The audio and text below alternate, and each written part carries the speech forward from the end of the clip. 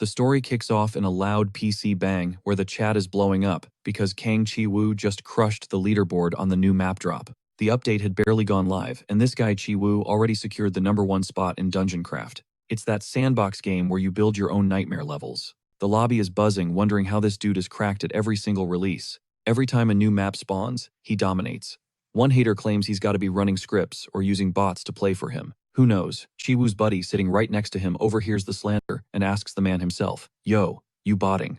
Then he asks, "Why do you always eat at this dump if you're loaded?" Chi-woo just shrugs, saying the grub here hits the spot. What else is there to do? Chi-woo mentions he grabbed the top rank again, so he needs to stay sharp. The random gamer nearby mutters that Chi-woo talks like winning is a walk in the park, definitely convinced he's an NPC or a cheater. Chi-woo thinks technically they aren't wrong. His only dopamine hit comes from grinding that game and clearing maps. Later waving goodbye to his friend, he wonders what he'd say if asked why he's so obsessed with this virtual world. It's simple, he has zero control over his boring reality, but in the game, it's a breeze. It's a world where he can pull off the impossible. Out here, he can't even move these inefficient utility poles. If this were the server, he could delete them with a single mouse click. Suddenly, a truck comes barreling toward him. He thinks, man, this server sucks. You can't just despawn a massive object like a truck when it inconveniences you. Tires screech, the truck slams on the brakes just in time. Chi-woo jokes to himself that he almost got the main character treatment into an isekai. The driver screams, asking if he has a death wish. Chi-woo just points at the traffic light. Green means, go buddy. The trucker is left speechless. Chi-woo walks off wondering when his character build changed so much. He thinks about how frustrating this reality is. If he had admin privileges like in the game, life would be way more convenient. He could design the world exactly how he wants. Suddenly, a steel beam snaps loose from a construction site, plummeting toward a little girl. She's just playing there, he thinks. What a noob spawn point. Who lets a kid play in a construction zone? But in that split second, he realizes he can control one thing. He lunges forward to save the kid, thinking, I can at least control my own hitbox. Of course, he takes the critical hit from the beam. He thinks this is why real life is trashed here. Then fade to black. He wakes up in a weird dimension, floating in what feels like a cosmic void. Chi-woo thinks he's stuck in a black hole. He's not dead yet. A booming voice speaks, and a massive three-eyed celestial entity spawns in front of him, asking Chi-woo, how was the hell of oblivion? The entity says it's time to face reality. Chi-woo is confused. Who is this dev, and what is oblivion? The entity explains that eliminating his character was just a mechanism for respawning. He's granting a second playthrough so Chi-woo can restore his corrupted memory files. Chi-woo asks, what are you even saying? Speak plain English. The celestial being commands the oblivion inside him to open its eyes. Suddenly, information downloads into Chi-woo's brain and he snaps awake in a totally different body, panic rising. He's in a solitary room that looks like a gothic castle suite. He checks the mirror and sees a demon staring back. That's his skin now. He wonders, am I dead? Is this actually an isekai? Like in those anime shows. You kidding me? It feels way too high res. The haptics are real. This isn't a dream. First mission, figure out the map. He looks around the ancient medieval-style fortress. Suddenly a voice asks how long he plans to stand there, mumbling to himself. Then bam, he gets run through by a sword.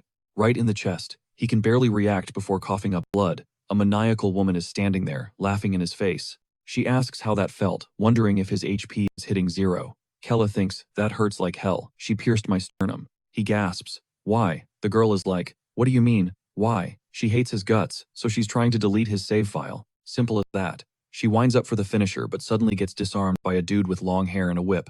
She snaps, asking why Tarm is interfering again. Tarm tells Caldera to chill out. He's your brother, for crying out loud. Chi-woo wonders, who is this NPC now? Tarm walks up, calling him Kella. He says, poor thing, Caldera is griefing you again, and hands him a vial to drink. Chi-woo assumes it's a health potion to patch him up right. Tarm asks, how's the brew today? Taste good. But the second he sips it, he spews it out. His throat is on fire. That wasn't a buff, it was straight poison. Caldera asks hopefully if he's finally going to croak. Tarm observes him and says he looks like he's in pain. But sadly, he's not dying. What a shame this recipe needs a patch. Kella is left wondering what kind of toxic server he just joined. Why is this happening? Why the torture? Then boom, the massive doors creak open. The Demon King has arrived. Real cauldron, fresh from hunting heroes. The twins chirp up looking for attention. Is Daddy finally home? Kayla freezes. Wait, Dad, his brain short circuits. The Demon King, real cauldron, is my father. The king's voice booms, demanding to know why there's so much racket. Kayla stares, wondering if this monster is actually his flesh and blood.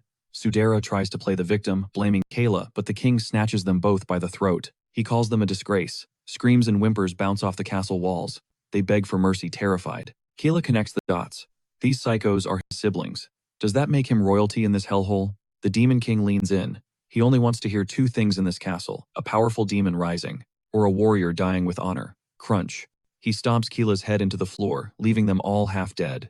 Keela realizes the grim truth: he got Isekai'd into another world as the son of the devil himself. Talk about a bad role. Of all the people in the universe, why did he have to be this guy? A memory hits him. A flashback of him sobbing to his mom because Sudera literally jammed a fork into his eye. His mom's reaction cold. Must hurt, huh? Kella whimpers that Tarmi poisoned his food too. She doesn't comfort him. She says, so clap back, return the favor. That's what demons do. Keela cries, but I'll die if I fight. Her logic is twisted. Then kill them first before you die. She drops some lore. Dad slaughtered his own brothers at 12 to take the throne. The rule is simple: kill or be killed. She grabs a dagger. Like this. Shink. She stabs her own son right in the gut. That's the demon way. Got it. She lectures him, while he bleeds out crying from his own mother's betrayal. Keela snaps awake in bed. His subordinate is hovering over him. You good boss. He realizes this body has the original Kayla's memories downloaded. And that stab wound? Gone. 0 scars. Apparently this guy has Wolverine-level healing factors. The servant yawns. You've been out cold. Dinner time. This is Rin, his personal maid. The original Keela was a total wimp compared to his siblings, the outcast of the family. His mom, the queen, used to micromanage his outfits for parties to humiliate him. But Rin, she wouldn't even do her job. Keila mumbles, my brother's maid dresses him. Rin's reply, cool, why don't you dress me instead? And he just took it. No, it's fine, I'll do it, he'd say. She even dumped her chores on him. Once she literally slept in his bed while he cleaned. Another time she left a decoy doll so she could skip work. Keela's blood boils. How did the original Keela let a lowly NPC walk all over him? No more. New management is in town. He was kicked around like a stray dog his whole life. His past life wasn't much better. Survival of the fittest. He heads to the family dinner. His dad glares. You're late. The pressure is suffocating. The Demon King isn't just a title. The guy radiates pure terror. Keela apologizes and sits. Sudera's warm welcome. She yeets a knife straight into his leg. It burns like hell. Even Sudera's maid is giggling. Sudera smirks. You look tired. Eat up. Keela grits his teeth. He can't blow his cover yet. If they find out, the soul switched, who knows what happens. He stays quiet. He takes a bite. Bitter. Poison. Again. Tarmi grins. Made a special soup just for you. Tasty, right? Delicious. Keela lies. He realizes these aren't family members. They're enemies in the same house. He can't keep taking this abuse. He needs a win. Just one accomplishment. In his past life, he was a genius map designer for games. But in reality, he was a loser who got bullied and did nothing. He died a nobody. Not this time. Something snaps. He grabs the toxic soup. You should try some too, lady. Splash. He throws it right in her face. But he's not done. He owes Tarmi a gift. He rips the knife from his leg and hurls it into Tarmi's shoulder. He looks his dad dead in the eye. Happy family meal, huh? Crash. He flips the entire table. From now on we eat alone. Mic drop. The entire room was absolutely shook. Keela just grinned, thinking, let's see what you got now, you demonic scumbags. Cut to later, he was riding a total high. Well, technically that high came right after his dad stomped him within an inch of his life. But the guy bounced back in record time, feeling a surge of raw power coursing through his veins. No doubt about it, he really is the Demon King's flesh and blood. Now he is itching to test the limits of this new strength. Suddenly Rin pipes up, reminding him it is almost time for his demonic power 101 class. He needs to hustle. Keela snaps back, telling her to zip it. He is already on top of it. Rin is left wondering when exactly he started acting like this. Meanwhile, Keela is musing. A class on demonic power, huh? Sifting through the original Keela's memories felt like a total nightmare. Still no reason to skip class. So, he heads in. The instructor announces that Lady Seodera and Lord Tarman are skipping today, so it is just the B team left. Keela scans the room. He recognizes these faces from the old memories, the pure terror the original Keela felt when these guys bullied him. Naturally, they fed on that fear, beating him down just for kicks. He realizes these guys are the literal definition of demonic trash. Preying on the weak is their whole vibe. He recalls Seodera watching him get tortured and claiming they were actually going too easy on him. She basically gave them a free pass to do whatever they wanted. Since she called the shots, the lackeys obeyed, ramping up the beating. The old Keela just wanted peace, but the new guy is thinking, man, this body was pathetic. Total pushover. He realizes the original owner had a bleeding heart, but the game has changed now. He is about to show them how to use real power. The instructor interrupts his train of thought, asking who was up for the duel in the last session. One of the bullies pipes up, smirking, saying it was him and Keela. Or should he say, Sir Keela? Keela is already getting annoyed with this clown. The instructor nods, setting up a rematch. The guy turns to Kayla, asking if he is ready for another round. The peanut gallery starts whispering, betting Kayla is about to get pulverized again today. Someone jokes, "Don't make the young master cry." Kayla wonders what is worse, the buzzing flies in the audience, or the idiot standing right in front of him. Kang-shi realizes he and the original Kayla actually have a lot in common. In his past life, he was broke, weak, and constantly looked down on. But that history is ancient history. He flares his energy, and suddenly the room freezes. Everyone is terrified, wondering where the hell all this mana came from. The bully is practically paralyzed by the pressure. Kayla smirks, telling him he will go easy on him today. Just one punch. Bam. He connects, shattering the demon's face and burying him into the floor like a sack of garbage. The crowd gasps. Rudy didn't even twitch. The sheer power leaves everyone, including the instructor, completely dumbfounded. Poor Rudy is a mess, teeth gone, eyes swollen shut, unable to form words. Kayla leans in, asking him to repeat what he said earlier. Does he really have the guts to talk smack to the Demon King's son now? Rudy stammers out a broken apology to Sir Kayla. Kayla drops the hammer. Screw up in front of me again, and you are dead. The room is petrified, everyone wondering what kind of monster Kayla has turned into. Whoa, pump the brakes for a second, fam. Did you smash that like button yet? Are you subscribed? If you are a member, you are chilling with this video ad-free. And if you are a member, but not in the Discord, bro, get in there. The server is popping with benefits, link in the description. Want to support the channel but don't know how? Check the super thanks or hype feature on the screen. Hype the video, it helps a ton. Alright, let's get back to the action. He turns to the instructor, who practically jumps out of his skin, and asks if they are going to continue the class. The teacher stammers a, "Yes, absolutely." Rin is certain something is off with Kayla. Meanwhile, unknown to them, the Demon King himself is watching the whole spectacle. Later, back at the Demon Castle, Ciodera is fuming, in a recovery bath. She screams, "How dare that little rat throw a poison potion? Right in my face." Tarman tells her to chill out and focus on healing. He reminds her she doesn't possess Kayla's insane regeneration factor. Ciodera snaps back that is weird too. Why is Kayla the only one with high-tier healing? Tarman muses that Kayla seems to have undergone a complete transformation. It is like he is a different person. Tarman realized in that moment that even their father was actually pleased with what Kayla did. It was the first time he had ever seen the old man smile. Ciodera rolls her eyes, doubting that he was smiling at Kayla. Tarman insists that is exactly why the situation is so messed up. Ciodera asks what he is getting at. He admits she might hate the idea, maybe even prefer death over teaming up with him. But he suggests a temporary truce to deal with the Kayla problem together. Ciodera pauses, realizing it is actually a solid plan. He needs to die first before he grabs any more of their father's attention. Meanwhile, Kayla is sitting in class. The instructor brings up a magical hologram of the previous Demon King Turk Kaudan. The guy looks like a total unhinged psychopath. Kayla thinks, now, that is what a demon should look like. The instructor explains that Turk was the strongest of his era. He only died. It was a total setup. A backstabbing move by the Celestial Guild and those other vultures to carve up the kingdom.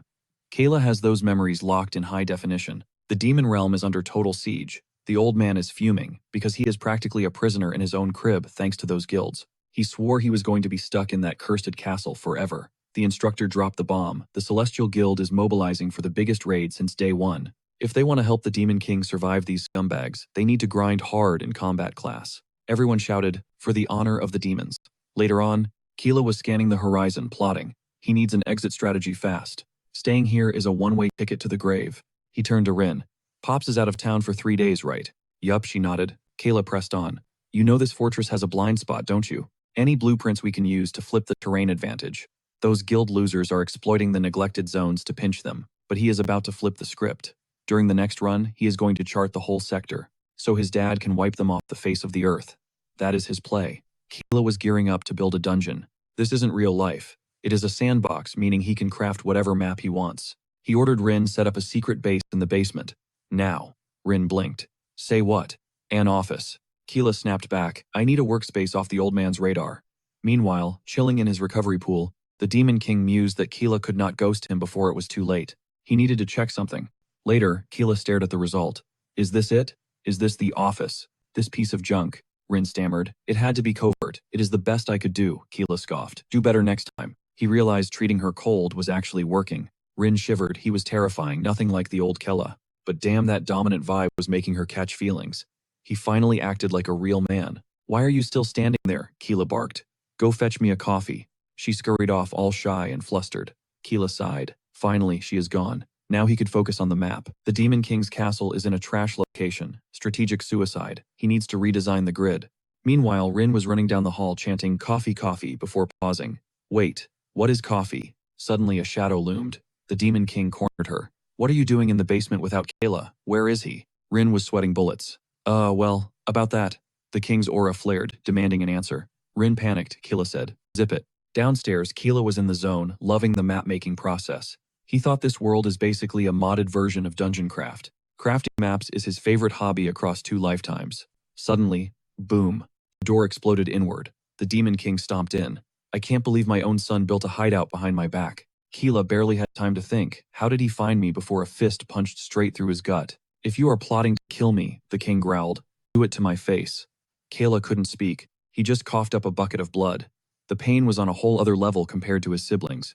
I am actually dead this time, he thought. Desperate, he shoved the map at his dad. The Demon King paused. What is this? Keela wheezed. The castle perimeter. I am marking every tactical weakness.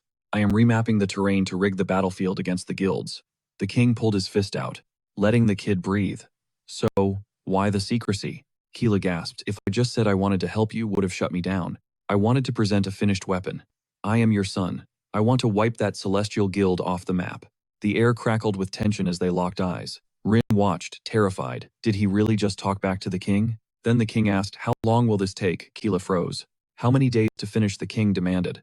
He actually saw the value in it. Keela held up 5 fingers. 5. The king scoffed. The celestial guild strikes in 3 days. Your map is trash. Keela smirked through the pain. Not 5 days. 5 hours. The king's eyes widened. Keela corrected him. I will have it ready. 5 days. Nah, 5 hours. The Demon King was intrigued, but Kayla had wagered he'd wrap this up in just 3. Kale dropped the mic, finished the build, and put him in the driver's seat. He's calling the shots on this operation. The Demon King looked at Kale like he was seeing a ghost. Fine, he scoffed. Run the play. But the warning in his eyes was lethal. If Kale was just chasing clout with empty promises, the king wouldn't just tear up the map, he'd tear Kale limb from limb. Kale didn't blink. Heard you loud and clear.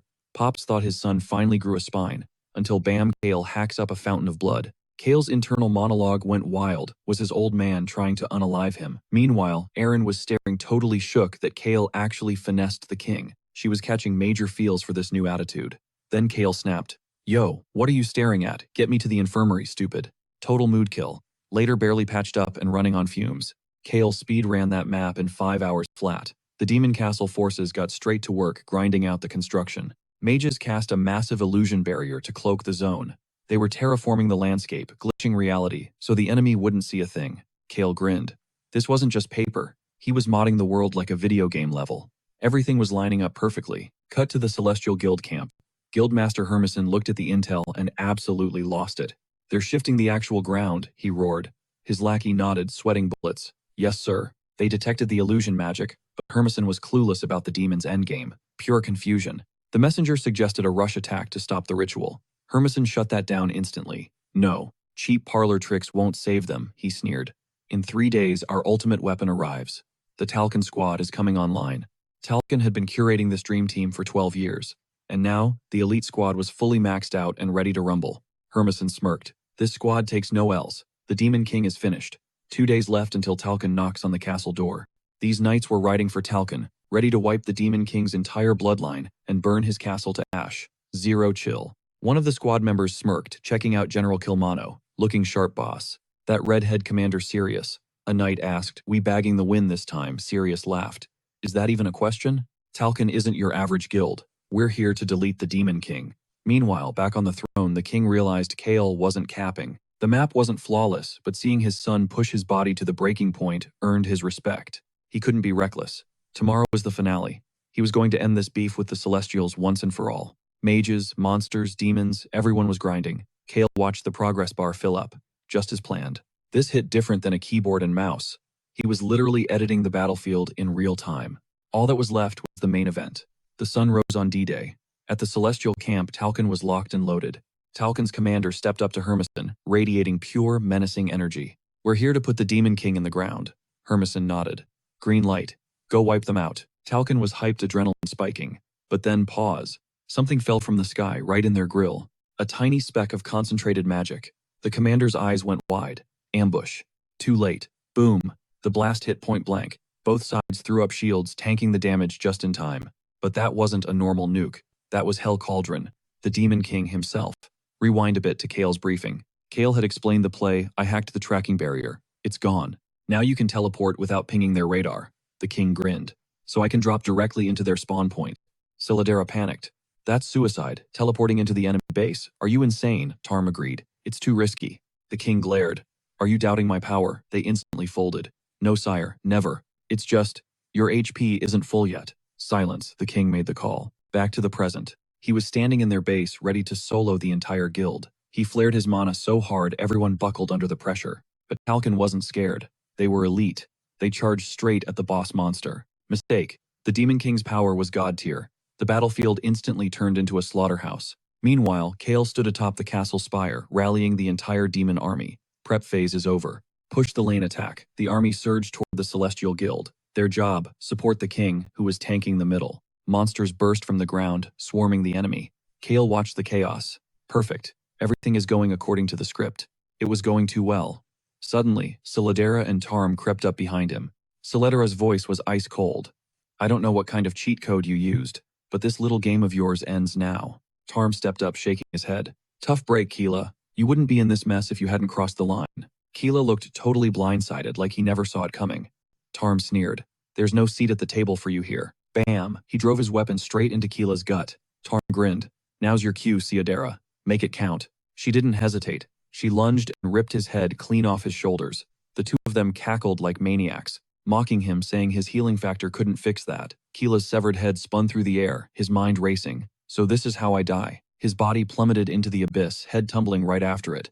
But crazy enough, the lights were still on upstairs. He was still conscious. Finally got rid of that pest, Solidera spat. Tarm nodded, wiping his blade. Time to go back up, Daddy.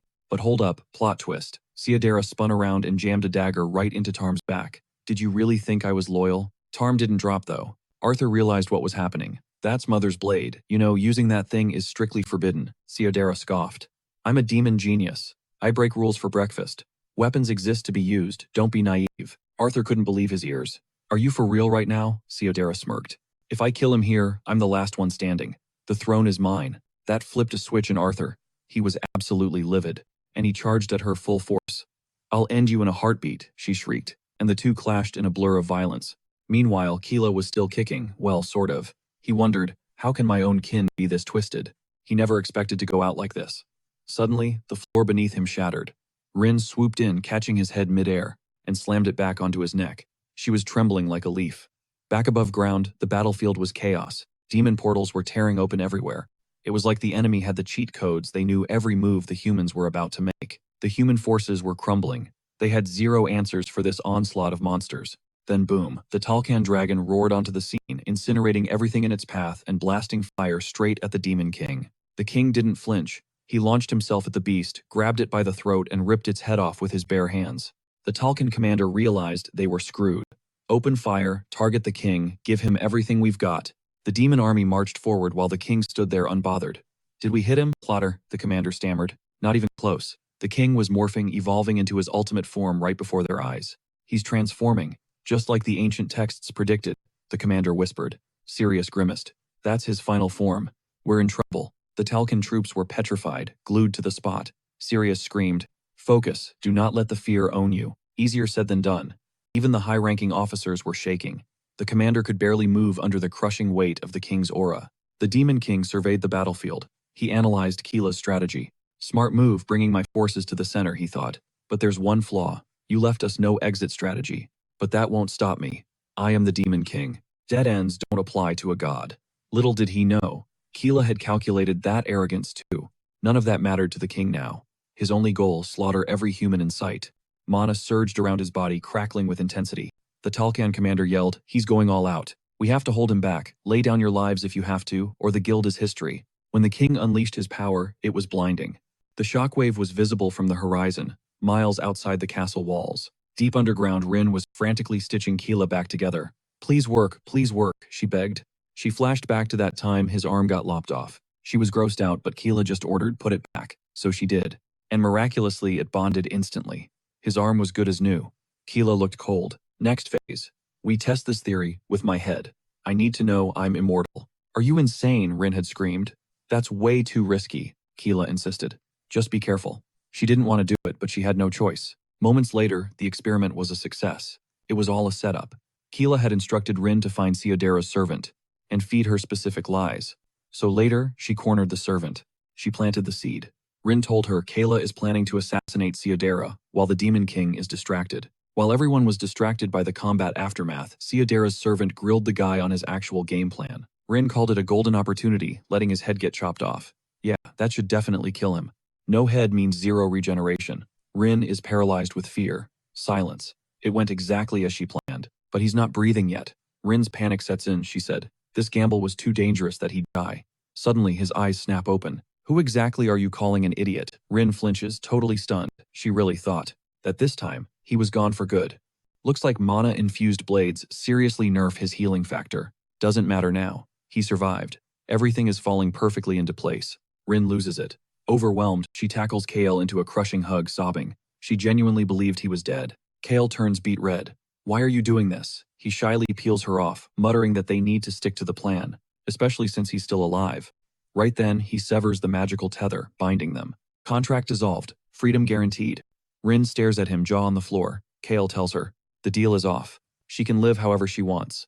He turns to leave, and a memory hits Rin hard. Childhood Kale saying, not a servant, be my friend. Tears well up. Wait, I'm coming with you. He stops. Why? Go anywhere else, stop tailing me. Meanwhile, the battlefield is absolute chaos. The stalker commander is battered. He stares at Kale's father, a total monster, even standing with one arm, and covered in gashes, the Demon King is terrifying. The commander swallows hard. Can he actually win here? No matter the power, no human can stop this living natural disaster. The Demon King scans the field. His army gone, wiped out. He's the last line of defense. His thoughts drift to his children. Maybe they won't make it in time. Doesn't matter. No regrets. This fight was always his burden. He prepares to burn every last drop of mana, until the bitter end. Cut to Kale sprinting toward the battlefield. Finally, the exit is in sight. He thinks he can escape the castle, finally taste freedom. Suddenly, Rin skids to a halt, blocking a spell. She deflected the attack just in time. I knew I smelled blood. Camouflaged mages peel off the walls. We knew the rats would try to evacuate through the secret tunnel. They were waiting in ambush. Kale grits his teeth. How did they find this route? We've had the blueprints from the start. The order is clear. No Demon King spawn leaves alive. They launch a magic barrage. Rin plants her feet. I'll hold the line here. Run, Kale. Kale scoffs. You can't handle this alone. Rin doesn't budge. Serving you is my priority. Protecting you is everything Kale remembers. Her magic is trashed here. Basic defense, zero offense. She's throwing her life away just to buy him seconds. What do you think you're doing? Kale doesn't run. Stop acting tough. He grabs her and hurls her out of the kill zone. If you're gonna follow me, don't die in front of me. That really pisses me off. The mages laugh. Idiot, now you're cornered. They know a mid-tier spell is overkill for Kale, the weakest of the demon realm. Kale thinks, this body was always shy. Never used its power, never showed its fangs. Time for a reality check. He swats the spell aside with raw mana, like it's nothing. Rin gasps. Since when does he have that kind of juice? The mages freeze in shock. Kale blurs forward, slamming the first guy's face into the floor. Thought I was weak, crunch. Check your sources in the afterlife. The mage gasps for air before his head pops from the mana pressure. Total knockout.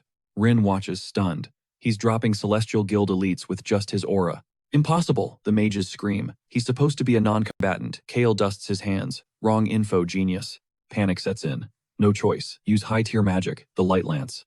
It's a massive gamble, drains all their mana at once. If they miss, they're dead. But they fire the spears of light. Rin screams. He can't tank that Kale gets pierced by 2 lances. And Rin dives to shield him from another. She freezes. I can't move. He's being impaled. Rin apologizes to her master, terrified she failed him at the end. The mages grin. Perfect hit. It looked like game over. The enemy mage smirked, asking his buddy if they really needed a cash reward, or if they should just have some fun with the pretty little thing right there. Rin wasn't having it. She hissed at the piece of trash to back off, knowing exactly what horrors humans inflicted on demons. But the guy just told her to shut her trap. He'd get to her soon enough. Keela realized that even here humans treated everyone like mere objects. But the mage had business to finish first. Execute the Demon King's spawn. Kayla stared death in the face, unable to believe this was how his story ended. The blade was inches away, but right as the darkness closed in, Rin screamed his name, and suddenly Keela felt a shift. A strange, heavy sensation. Something surged within him, a presence drawing near. Then he saw him, standing right there in his mind's eye. Hell, his father. Was the war over? Did his plan fail? Before he could panic, his father's voice echoed. I have fought countless battles. and considered every single outcome. Keela demanded to know what he was talking about. Hell continued, cold and logical. Seodera cares nothing for her kin. She is unfit to rule as demon queen. And Tarmay, he lacks the spine, the ambition to claim the throne. I don't give a damn about them, Keela snapped. Why are you in my head right now? Hell ignored the outburst. The demon king possesses a unique gift, the power to transfer his mana to his bloodline at the moment of death. Keela froze. Wait, you're dying. Hell's voice softened. Even in this short time I have observed you, my son. You, Kayla, are the only worthy successor. Kayla shook his head. No, you've got it all wrong. It was too late. Hell caught on. The demon king began pouring every last drop of his devastating mana into his son. Keela caught on. What are you doing? Stop, Kayla screamed. But Hell's final thought was clear. Do not mourn me, boy. Act like a true demon. And just like that on the battlefield, the demon king's body was gone. Only his severed head remained. The king was dead. General Kuman had already sacrificed himself in the slaughter. Only Commander Sirius and a handful of human soldiers were left standing among the corpses. But when they saw the king's head, a cheer erupted. Victory belonged to humanity, or so they thought. Back in the dungeon, Keela's body surged with inherited power. The spears of light pinning him and Rin down shattered instantly. What is this? Rin gasped. The mages panicked, sensing the sudden massive spike in energy. Keela realized the truth. His father was gone. His plan had actually worked. The mages, drained and terrified, realized they were running on empty. They tried to bail, but Keela's voice stopped them cold. Get out of my way. He could feel it, pure, unadulterated darkness coursing through his veins. It was consuming him. This was his inheritance. The mages scrambled back, screaming at the demon to stay back. Demon Keela chuckled darkly. Funny. What was that you said to Rin earlier? He launched forward, fist cocked. You're the real monsters here. Boom. He dropped both mages in a single fluid motion. Instant death. So this is the power of a king, Keela thought, but his body screamed in protest it wasn't ready. He couldn't hold this much energy. Rin, he gritted out. Can you walk? Yes, young master, she replied, shaking. Then, let's blow this joint. Thanks to Hell, he was finally breaking out of this cursed castle. Suddenly the dungeon walls vanished. He stood in lush green plains. Freedom. Finally. He could go anywhere, do anything, live on his own terms. But then a strange magic enveloped him. It's a teleportation spell, Rin cried. Grab my hand, Keela shouted. She latched onto him just as the world twisted. Warp speed to a kingdom far, far away. They materialized in a stunning landscape crashing down from the sky. Like a falling comet, they hit the ground. Thud. Where the hell are we? Keela groaned. Rin looked around wide-eyed. I didn't know that you could cast teleportation magic. Master Keela shook his head. I can't. That wasn't me. It was a failsafe, an emergency protocol embedded by their father into each of his children. Triggered by his death, Rin suddenly gasped. Her wounds were gone, completely healed. Master, we must have been in the void for 3 days. It was a final gift, a spell designed to keep them alive. Teleportation and healing. Rin marveled. Keela looked at his hands. His father really did this. He actually cared about his kids. So, the Demon King is dead, Rin asked softly. Yeah, Keela nodded. Just as I planned, he thought. But then Rin dropped a bomb. You must take the throne. You are the next Demon King. Why would I do that? Keela frowned.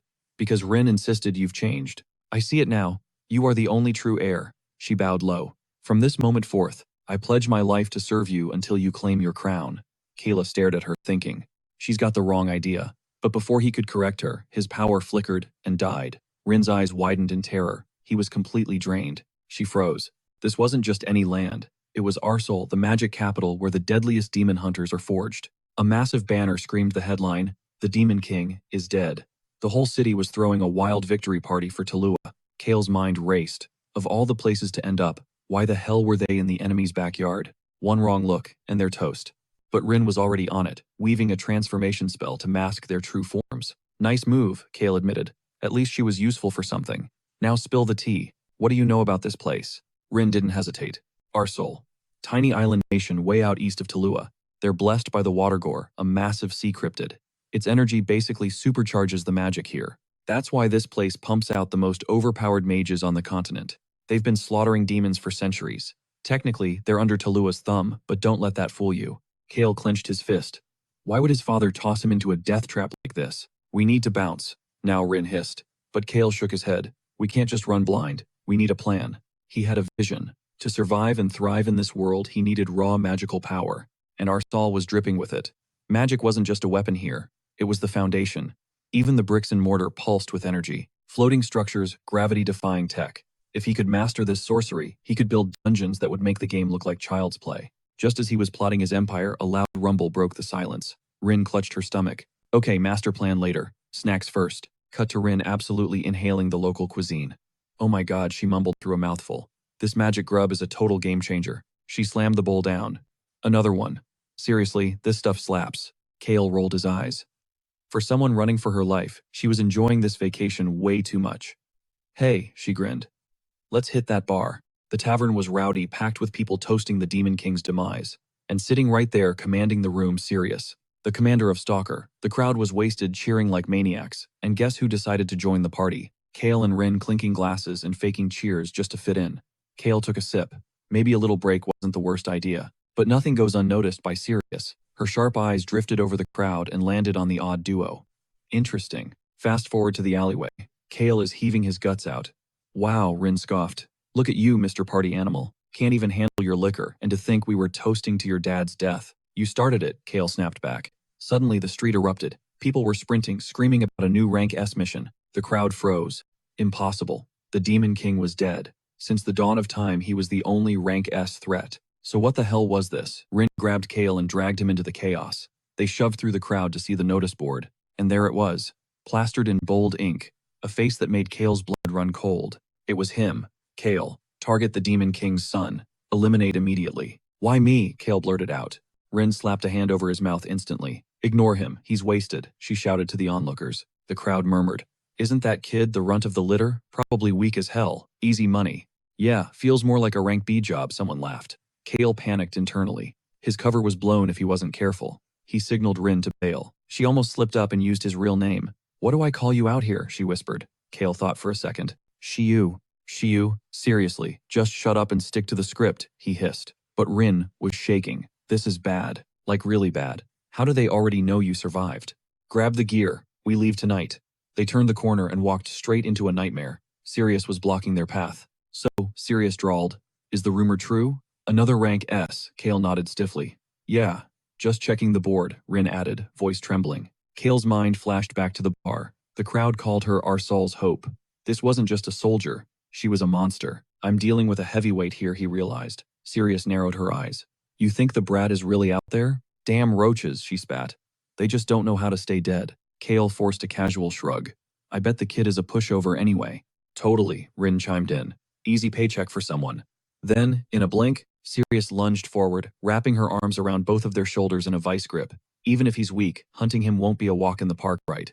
She leaned in close, sniffing the air. I saw you two earlier. You've got a distinct scent. Her voice dropped an octave. You wouldn't happen to be busted. Kale's heart stopped. It's over. Then Sirius laughed. Travelers who haven't showered in a month. Damn, take a bath, you guys stink. She hit them with the, why do you guys smell look? They froze, totally busted, stammering like, yeah, bathing, we totally do that. Big fans of soap. Keela figured they were in the clear. Cut to my guy living his absolute best life, soaking in a hot tub with a whole platter of treats floating next to him. He's wondering if the snacks are enchanted, but honestly, who cares? He's wanted this video game lifestyle forever, and baby the dream is finally real. This whole Isekai'd gig. Pretty sweet. Meanwhile, Rin is spiraling, sweating bullets, terrified she's about to get exposed and executed. Why? Because she's stuck in a bath with Sirius, who's casually asking best soak ever, right? Totally, Rin squeaked, forcing a smile that screamed panic. Sirius didn't buy it. You're shaking. What's wrong? You look like a demon caught in the headlights. Rin tried to joke. Imagine that. Bad move. Sirius decided to help her. Chill out with a high-level holy element spell. Rin's internal monologue screamed. This is literally kryptonite for demons. One whiff of that holy aura and her human disguise melts away. She desperately prayed for her master to save her tail. But Master Keela, he's vibing, sipping tea in the jacuzzi unbothered. Sirius, on the other hand, was feeling chatty. Now that the Demon King is toast, she sighed, I feel complete. Like my entire existence finally means something. Rin's brain was melting. Shut up, stop talking, I need to escape before I sizzle. Sirius started her I was born a mage monologue, but Rin cut her off. Great story, tell me later, bathroom emergency. She bolted. Sirius shrugged, figuring the guest just wasn't a fan of the holy aromatherapy package. Regrouping later, Rin was traumatized. That was a nightmare, Keela, not so much. Man, I feel rejuvenated. I'm a new man, he grinned. Rin snapped. Not the time for a spa review, you idiot. My cover almost blew, Keela blinked. How Rin hissed, she used holy aroma right next to me. That stuff drains demon mana instantly. It's high-tier human sorcery, okay. We were seconds away from game over. Yikes, that could have gone south, Keela admitted. So, one more dip before we bounce, Rin glared. No, we run. Now. Suddenly, Sirius appeared. Leaving so soon, Rin tried to salvage it. I promised a round two, but we really got a jet, Rin insisted. Sirius blocked the path. Are you sure? Don't you want to taste the kingdom's magical cuisine? It's to die for, she promised. Keela's resolve crumbled. Sirius scooped him up in celebration while Rin fumed. As Rin raged silently, a squad of elite mages surrounded the perimeter. They tracked the energy signatures demons inside. And not just grunt-level trash. One of them was the Demon King's heir. This was the jackpot. A once-in-a-lifetime bounty. We bagged that monster tonight, the leader growled. Inside, Keela was oblivious, stuffing his face. Enjoying the drink, Sirius beamed. It's brewed with pure holy water. Keela smiled, but inside his guts were literally on fire. He was so hyped for the snacks, he forgot the holy part destroys him. Sirius took the silence as a cue to get deep again. Like I told your friend, she said, eyes distant. My entire life had one purpose, putting the Demon King in a grave. I joined the Tycoon Death Squad, trained until I bled. See the scar, got it during the entrance exam. Rin squinted. Barely noticed it, she lied, trying to keep things light. Oh, that's nothing, Sirius whispered. She swept her bangs aside. This is the real trophy. A jagged scar crossed her empty right eye socket. The eye was gone. Keela and Rin went stiff. I mask it with illusion magic, Sirius explained. Every time I look in the mirror, I feel the agony of those days. The price I paid just to be worthy of the squad. We had to be monsters to kill monsters. Only the broken survive. Pain is just weakness leaving the body, she murmured. It was the only way to reach him. I gave up my humanity to end his Sirius, declared intensely. She leaned in close to Keela. What about you? A warrior must have battle scars, right? Before he could react, she yanked up his shirt. Nothing. Strange, she hummed. Your skin is flawless, like a newborn's. Rin's heart stopped. Physical contact like that, it disrupts the camouflage spell. The illusion flickered. Sirius narrowed her remaining eye. You're a demon, aren't you? Keela froze. Did she know the whole time? Suddenly, chaos. The floorboards erupted as a swarm of rats morphed into battle-ready mages. Even Sirius looked blindsided. Keela and Rin exchanged glances. Was this a setup? Well, this is rude. Sirius drew her weapon. But the lead mage pointed his staff at her. The guild's intel was solid. Drop the act, Sirius. We know what you are. A demon spy planted in the heart of our soul. Keela and Rin's jaws hit the floor. Wait. She's on our team. Didn't see that coming. Keela's mind raced. Were these guys gunning for him? Or was Suriel the actual target? Suriel didn't hesitate. Oh, they're definitely here for me, she confirmed with a smirk. No point in lurking in the shadows now.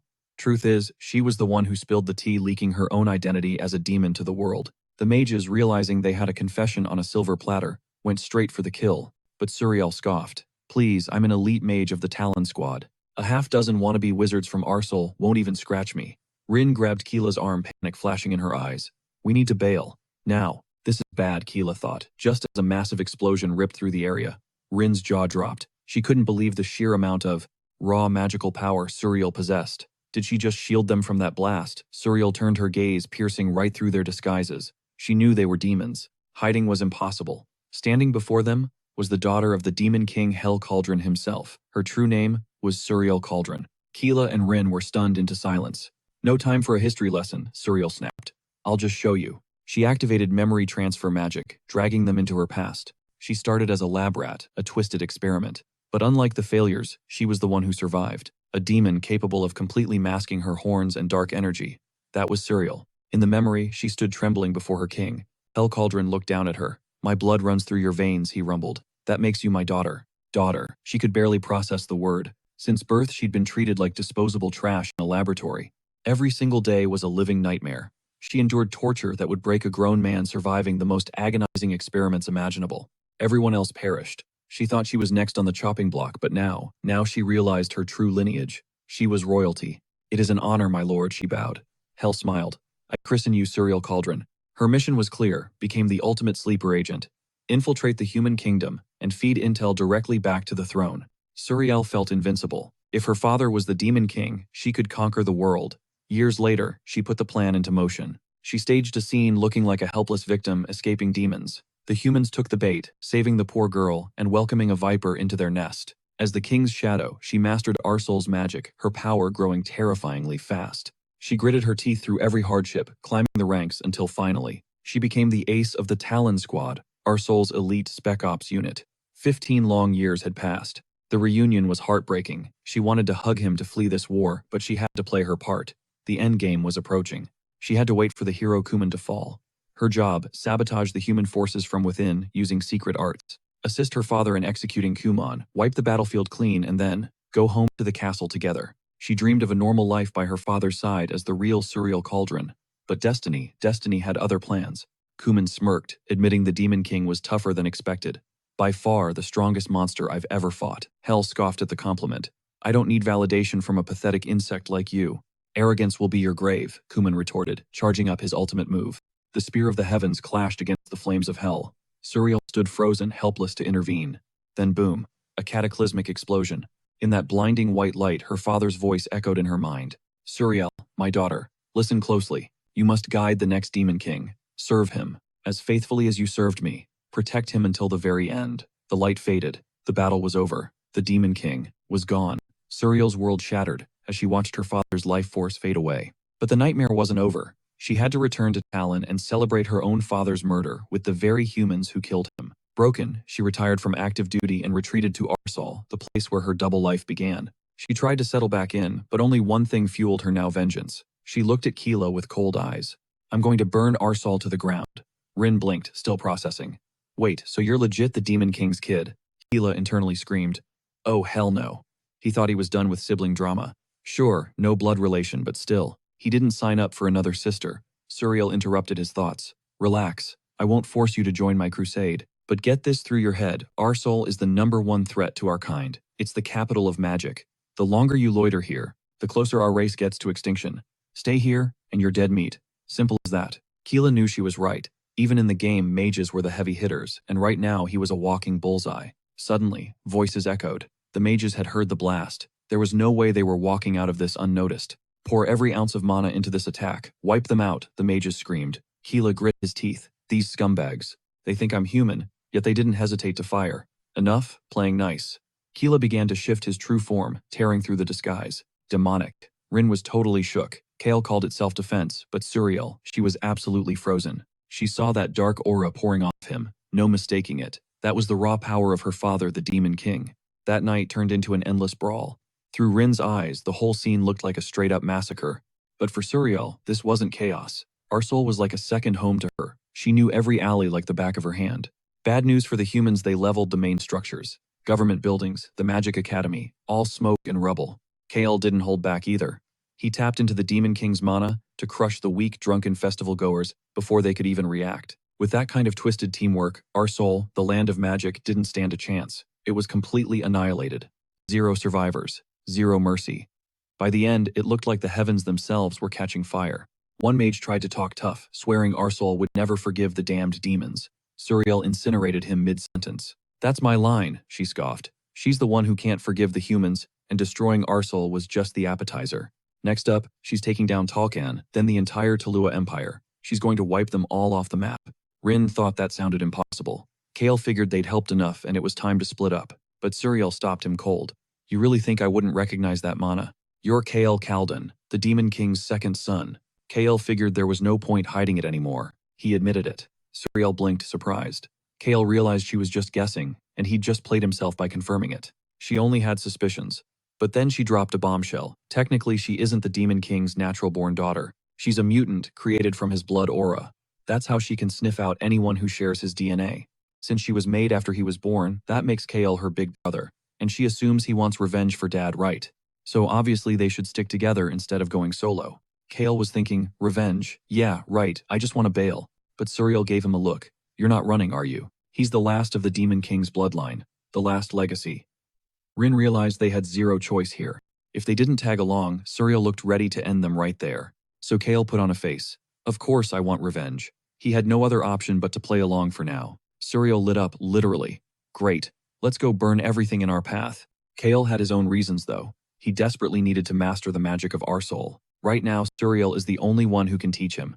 He'll use the revenge plot as a cover to stay close and learn from her. As they walked away, one mage was barely breathing in the rubble. He knew he had to warn Talua. Later in the capital of Talua, an emergency report crashed the party going straight to the king. The king, enjoying his banquet, demanded to know what the fuss was. The messenger spilled it. Suriel is a demon and Arsal tried to take her out. But then Kale Kaldan, the Demon King's last son, showed up and helped her burn the city to the ground. The king nearly choked. The Demon King's son, in Arsal. The messenger confirmed they're likely working together. The king lost it. This was completely unacceptable. Not only a traitor, but the demon prince. They were mocking the crown. Kill them, the king roared. Immediately, he ordered wanted posters everywhere. And the bounty, whoever kills Suriel takes her rank. Raiden the messenger swore on his life to get it done.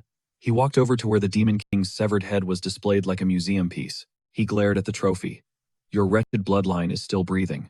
He vowed right then and there to incinerate the last son of the demon king. Later on, the king's advisor pulled the messenger aside. General Killian had been notified and was rushing back. They needed the heavy hitters. Killian was inbound. Raiden smirked. Killian, the strongest knight, even deadlier than his brother Kilman. They needed a monster to kill monsters. Meanwhile, Killian was getting the bad news. His brother Kilman was gone. They told him his brother went down sacrificing himself to take out the demon king. Killian was cold. If the demon king is dead, why call me? The messenger explained. We need you to hunt the sun. Kael Kaldan. Killian didn't give a damn about Lua's politics or the king's orders. Demons killed my brother, then I kill demons. He gripped his weapon. And I'm starting with Kael Kaldan. Meanwhile, Kael stared at his bowl. In total horror, he couldn't believe he was expected to swallow this absolute slop. Soris waved it off, claiming she couldn't eat on a full stomach anyway, though that portion wouldn't even count as a snack for her. Rin immediately asked for the secret sauce. How does she stay so snatched? Soris dropped some wild logic: if it goes in fast and comes out fast, the fat doesn't stick. Rin's mind was blown. She thought that was a total big brain moment. It honestly felt good to have a sister who wasn't actively trying to murder him, which was a luxury compared to her situation, or Tarmi's. But Kael was sweating bullets, worried Soris might be the jealous type deep down. He decided to rip the band-aid off and asked if she held a grudge against him, especially since he's the biological son of the Demon King. Soris didn't sugarcoat it. Yeah, I totally want to kill you. But since they shared the same father, a man she worshipped and respected, she couldn't bring herself to hate him for it. Plus, his royal blood meant she was obligated to protect him. Kael was stunned. Unlike his other siblings, she actually had his back. Soris looked him dead in the eye and vowed to put her life on the line to keep the last son of the Demon King breathing. Kael actually turned beet red and mumbled a thanks.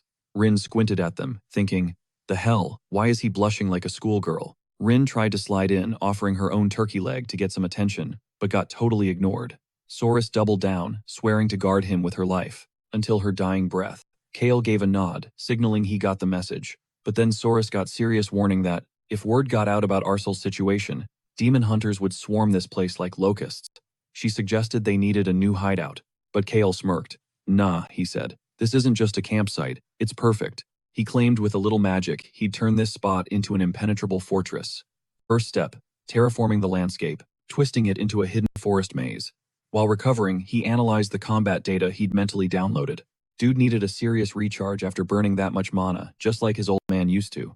Soris, who was running on empty, passed out. For hours. Safe inside their new secret base, the squad finally caught a break to heal up. Meanwhile, back in the kingdom of Taloa, the heavy hitters finally touched down. Killian had arrived with the White Talcan, the lethal second squad. The king got the memo, they were here, and honestly, just looking at these kids gave him full-body chills. He welcomed the White Talcan back, but the vibe was tense. One member hyped up Captain Killian, noting his power spike was off the charts. If General Kilman could see this, he'd be proud. Another member told Didi to shut his trap, but Didi just teased Audrey for never changing.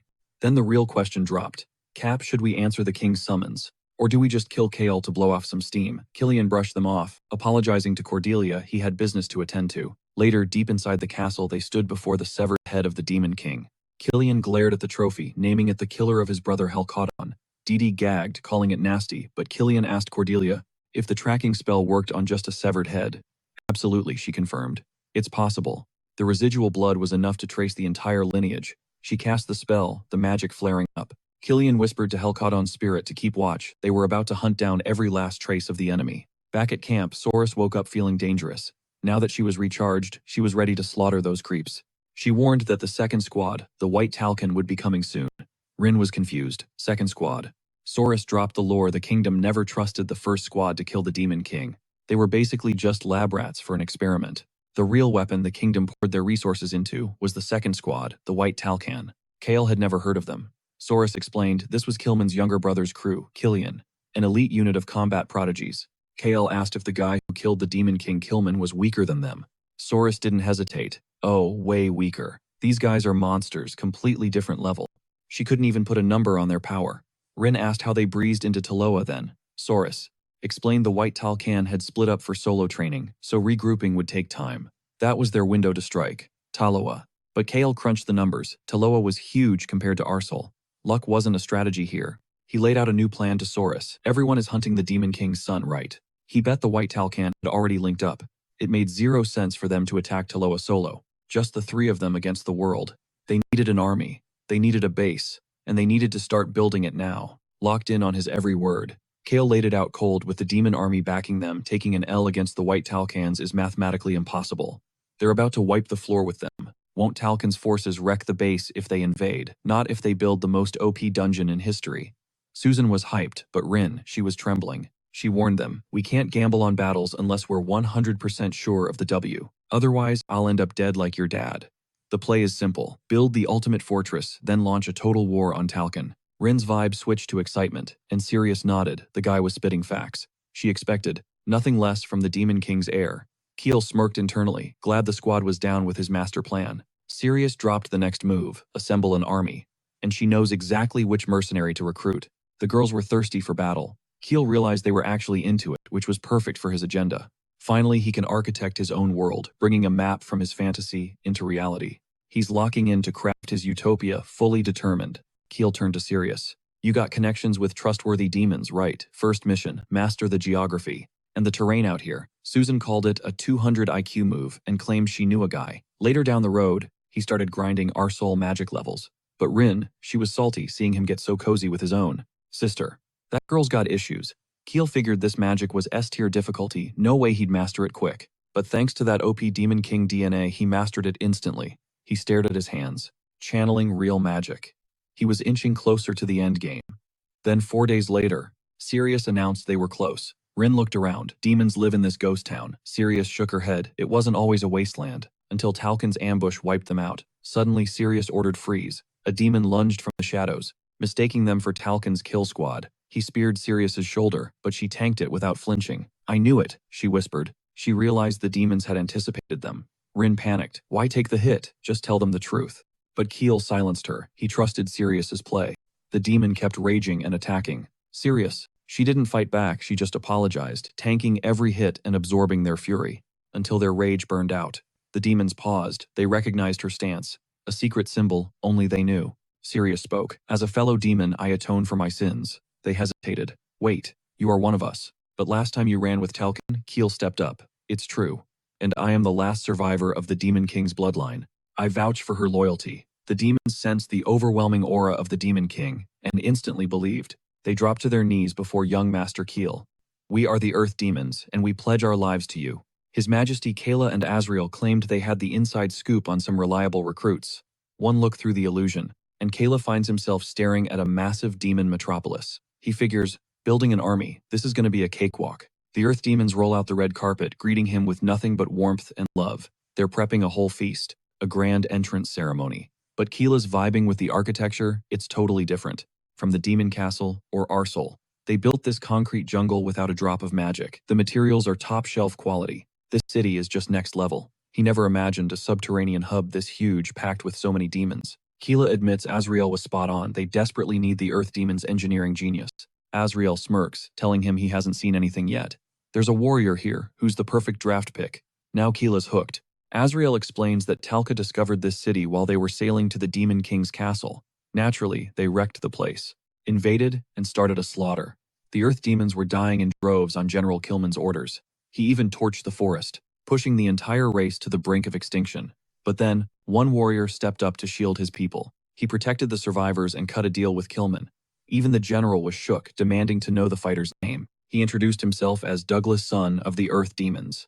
And Kilman immediately took a shine to the kid. But he mused that if Douglas had been born human, this whole mess would be resolved. He ordered everyone to cease fire. Kilman declared they'd spare this place and march on to the Demon King's castle.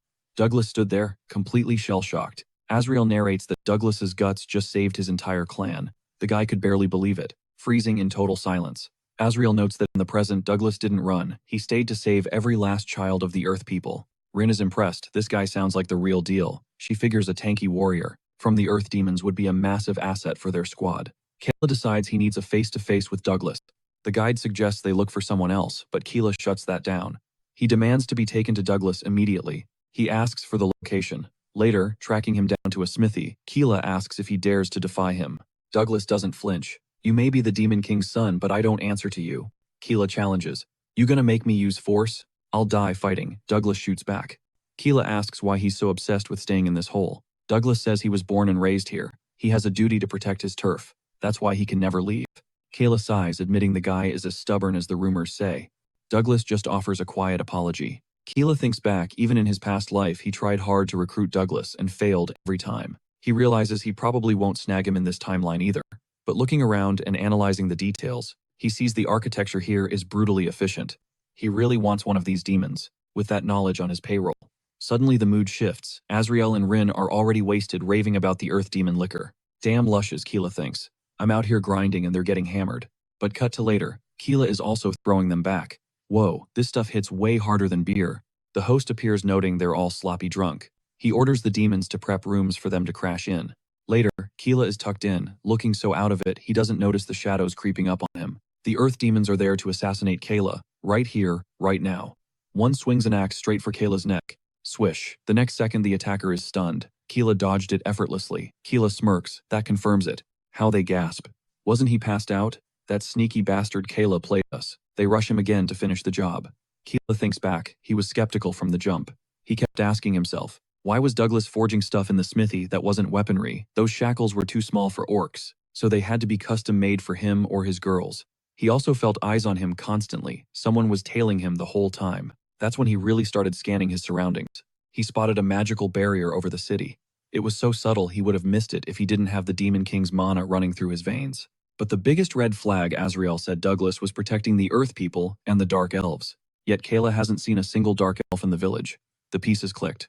Keila blitzes the demons standing in his way. He calls out to Douglas, you told Killman.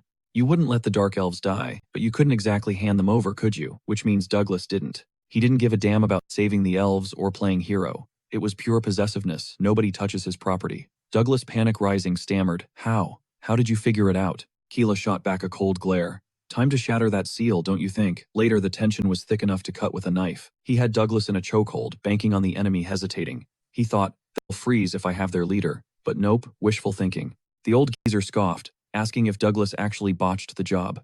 Douglas tried to beg for forgiveness, but Keila barked. Nobody takes a single step closer. Suddenly, Douglas breaks free and bolts like a coward. The elder just shakes his head at the pathetic display. Later, by the shimmering barrier, Keila orders it opened. Now, he jams the crystal key into the slot. The magical wall dissolves, unveiling a sight that would make a grown man sick. The Dark Elves weren't just prisoners, they were livestock. It was a breeding farm. Keila felt his stomach turn. This was way more twisted than his darkest theories. Suriel and Rin flash onto the scene, shouting that Keila was right all along. Then they freeze. The sheer horror of the dungeon hits them like a truck. Keela's voice is ice cold. Suriel, get the Dark Elves out, now. And then, show me everything. Use your memory transfer. I need to see the truth. Suriel hesitates. I can do it, but reading their trauma won't be as high def as transferring my own thoughts. It's going to be jagged. Just do it, Keila demands. Suriel nods, places a hand on a trembling elf, and bridges the psychic link, beaming the nightmare directly into Keela's brain. It was hell on earth. The mother was forced to bear children against her will, trapped in a cycle where every newborn faced the same cursed fate.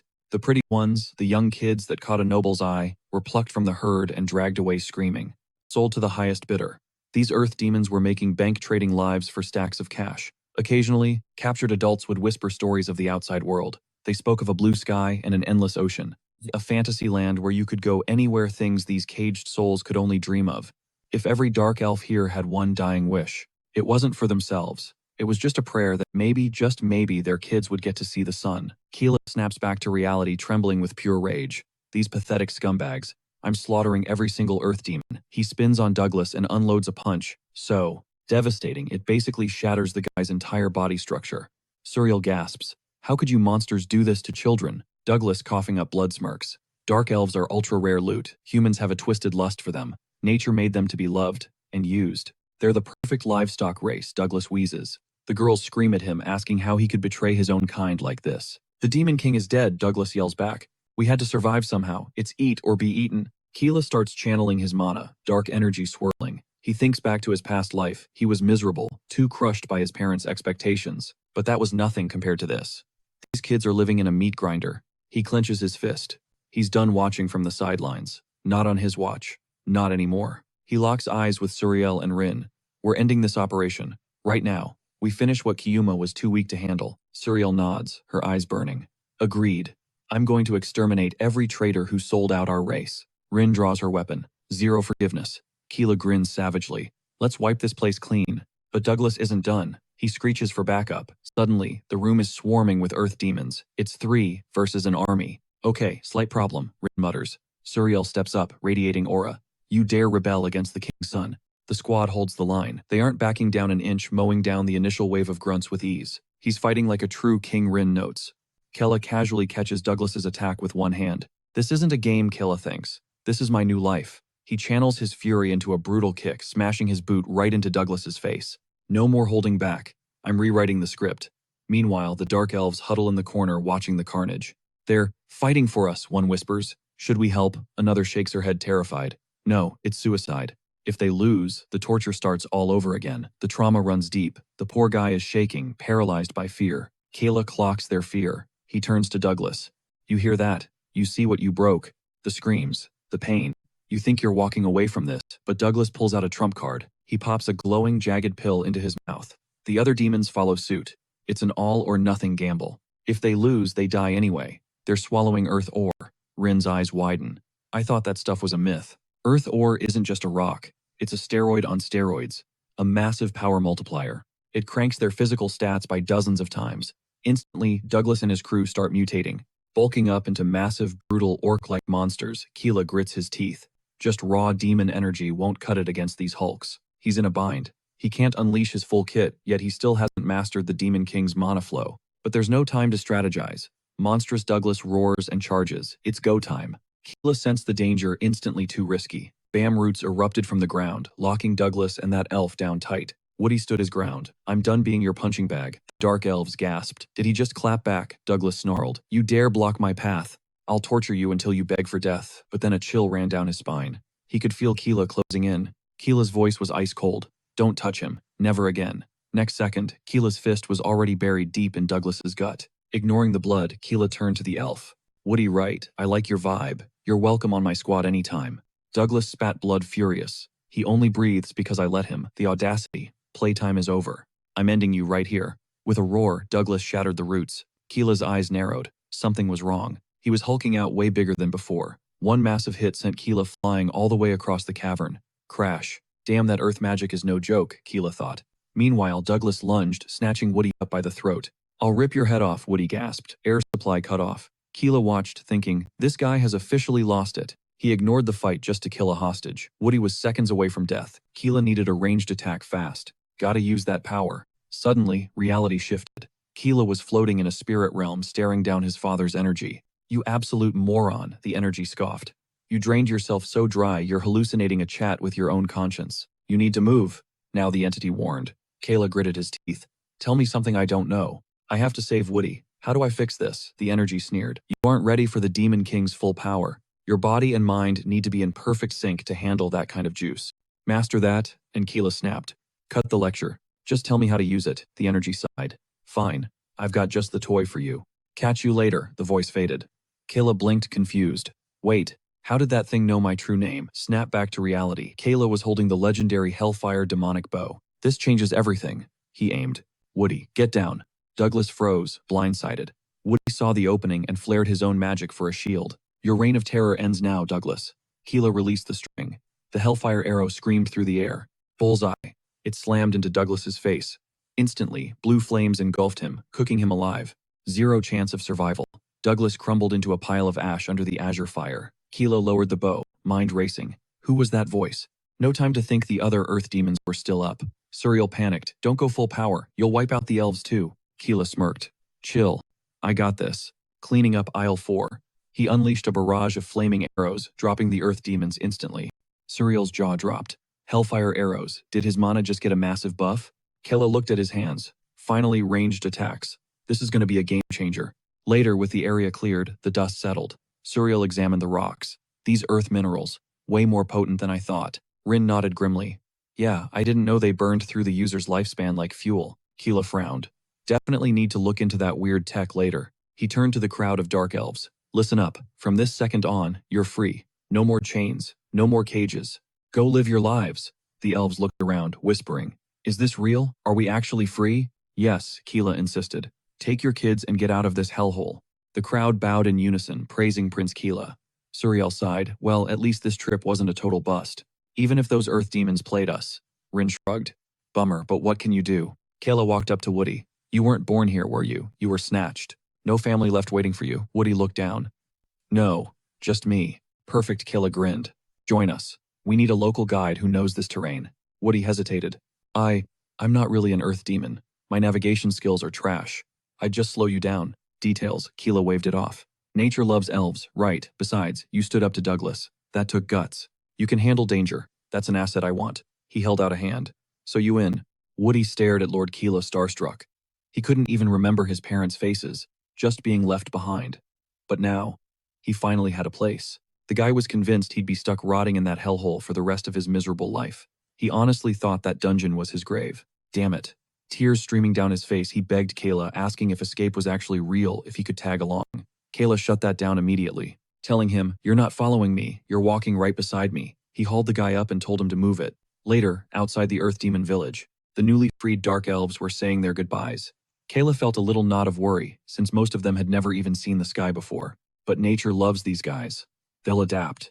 Literally anywhere is an upgrade compared to the nightmare they just left. Woody also had to say goodbye to his crew.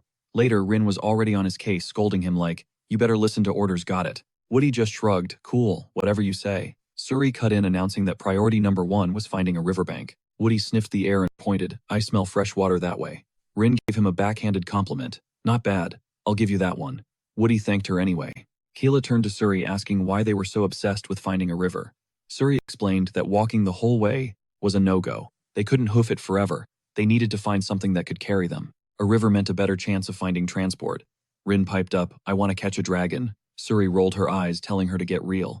What's next? A unicorn. Keela decided to ignore the bickering and just head in the direction Woody pointed out. And wouldn't you know it, plot twist, there was a river and 2 actual unicorns were drinking from it, and right behind them, a massive dragon gliding over the water. Suri stood there, shocked. She was 100% sure neither dragons nor unicorns existed in these parts.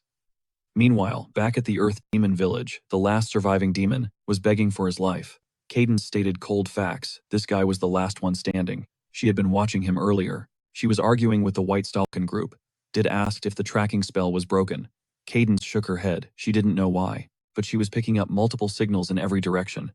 Kalka said that was impossible. There's no way the Demon King left that many offspring behind. He asked if there was really no way to pinpoint Keela's specific signature. Cadence admitted defeat on that front. Audrey asked for the plan then. They couldn't just waste time wandering around. The leader decided they had no choice but to go scorched earth, hunt them all. Every single lost demon on the continent. He asked Cadence where to start. Cadence offered a solo strategy. She could teleport ahead to scout a specific range. Recon would be faster that way. Did love the idea. The team could rack up kills while she tracked. Cadence stood up, agreed to the plan, triggered her teleport spell, and just blinked out of existence. Did asked. Just like that, she's gone. But Killian grinned, announcing it was time to slaughter some demons. Back in the present, Cadence sensed the energy of Colden's children, lingering in the area. She grabbed the Earth Demon survivor, asking if Kayla had passed through. The demon confirmed it, trembling. Yes, he's the one who wiped everyone out. Cadence demanded his current location. The demon had no clue, but begged to be saved. Cold as ice, Cadence executed him right there. She muttered that he was useless. If he didn't have the intel, she had no choice but to physically follow the faint energy trail, to hunt down this Kalden character. Meanwhile, the squad finally reached that damn river.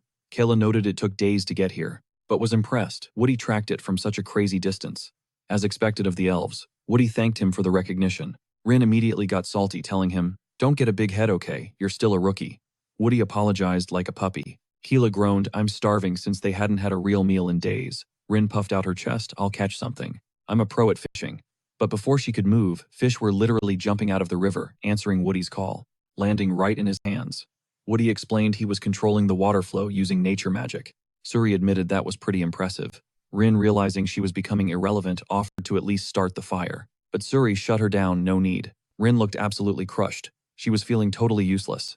Later, as they were chowing down, everyone praised Woody's work. Kayla noticed. Rin wasn't eating. She looked depressed. Suri threatened to steal her fish, but Keela realized what was actually wrong. Keela declared, "Fish isn't enough. Who can get me some fruit?" Rin shot up, eager to find some. Woody stood up too, saying, "I can find fruit way faster." Keela cut him off. "No, Rin is doing this one." He looked at her. "You got this right," Rin beamed. "Absolutely, leave it to me. I'll bring the most delicious fruit for my master Suri." Chuckled, noting that Rin is such a simple girl to figure out. She whispered that Keela is surprisingly thoughtful. He only did that to boost Rin's morale, didn't he? She cuts straight to the chase. Forget the fruit. She asks Woody the real question. "Any unicorns in this neck of the woods?" Woody nods. Yeah, he sensed one, but it was just a baby. She hits him with another question immediately. So if unicorns are real, she figures Rin's dragon theory might be legit too. Sirius shuts it down instantly. No dragons here. Meanwhile, Rin is zooming through the forest, hype levels maxed out, hunting for snacks. Bingo. She finally spots some fruit. She climbs up something weird to reach the berries. Suddenly, her stepping stool shifts beneath her feet. It's breathing. She looks down. She's standing on a freaking dragon's head. Panic mode engaged. She nearly flatlines right there, back at camp. She's grilling Woody again. "Can you actually sense the Earth's energy naturally? Like passive radar?" It's hard to explain, Woody admits, struggling for words. "But yeah, I can feel the pulse of nature. Only within a certain radius, though." She's thinking it's basically a mini-map from an RPG. Sirius nods. "That's a top-tier skill. Perfect for sniffing out dungeons." But Woody kills the vibe. "My range is trash, so it's not that useful." She's not giving up. "Can't you level that skill up, buff the range somehow through training?" Woody hesitates. "I heard rumors. There is one way to boost the signal range, but I'd need to consume a clairvoyant stone from an ancient dragon, one that survived over 1,000 years. That would amp my range by like 100 times. Her jaw drops. 100 times. That's insane stats. But Sirius cuts in. "Finding a dragon is near impossible, and killing one, suicide." She asks, "Are they really that?" OP. Sirius looks dead serious. "Absolutely. If nature has a food chain, dragons aren't just part of it, they own the throne." Top of the verse. Apex predators. Plus, they despise demons, and the only ones crazy enough to tame them. Humans. But only those with unshakable mental will. She smirks. "Kinda ironic, huh? The weak humans are the only ones bossing dragons around." Sirius sighs. "Dragon nature is beyond us." She presses on. "So, what exactly is this clairvoyant stone?" Woody is desperate to get his hands on one. "Forget it," Sirius snaps. "You'll just obsess over a pipe dream." She knows Sirius is right. He just wanted to power level Woody. But right then, chaos erupts. Rin bursts into the clearing, sprinting for her life, screaming for her master. Sirius freezes. "Is that a dragon?" Woody's eyes go wide. "That's a big one." No time to chat, everybody scrams. "Run." She pants. "Thought you said dragons were rare." Sirius is clueless. "I don't know why it's here. They keep sprinting." Enter Cadley. She hears the earth-shaking roar. Meanwhile, the dragon is sniffing out demons. The demons hide behind a rock, terrified. The dragon turns, stomping the other way. Sirius exhales. It's leaving. Sirius glares at Rin. "You went for fruit and brought back a dragon." Rin shrinks. "Sorry, I didn't know." "I didn't order a dragon side dish," Woody interrupts, analyzing. "That size. It's ancient. Over 1,000 years old." Her eyes light up. "Wait, that means..." A cold voice finishes the sentence. "It definitely has a clairvoyant stone." "Exactly. Perfect opportunity," the voice says. They spin around. Cadley is standing right there. "Who are you?" Sirius goes. Pale. She knows her. "Cadley, from the White Stockens." Rin tilts her head. "What's a Stockin doing here? They draw weapons." Sirius warns them. "That's the infamous Iceblood mage. She kills without mercy." The protagonist curses internally. Just wanted a chill life after quitting the Demon King's castle. But it's just danger after danger. Now, this psycho Cadley raises a hand. "Relax. There's no reason to fight. Not right now." Her gaze shifts to Sirius. "Hello, traitor. You know, resisting is pointless. I could wipe your whole squad with a single spell." She glances at Sirius. Is she bluffing? Sirius shakes her head.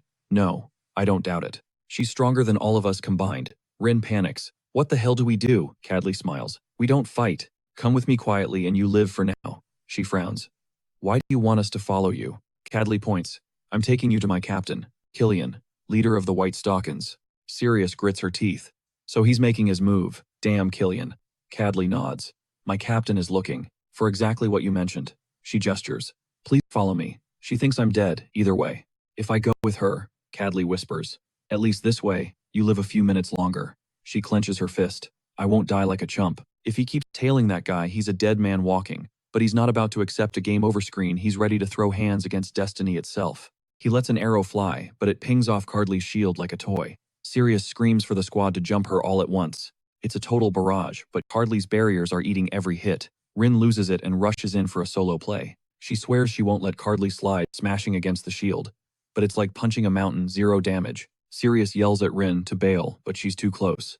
Cardley claps back instantly, launching a massive ice crystal. The impact sends Rin flying. She gets absolutely yeeted. Cardley grins, saying she's cool with dragging Kale's corpse home if she has to. She casts a brutal ice storm. Sirius panics, shouting for everyone to huddle under his barrier immediately. Rin barely slides into safety just in time.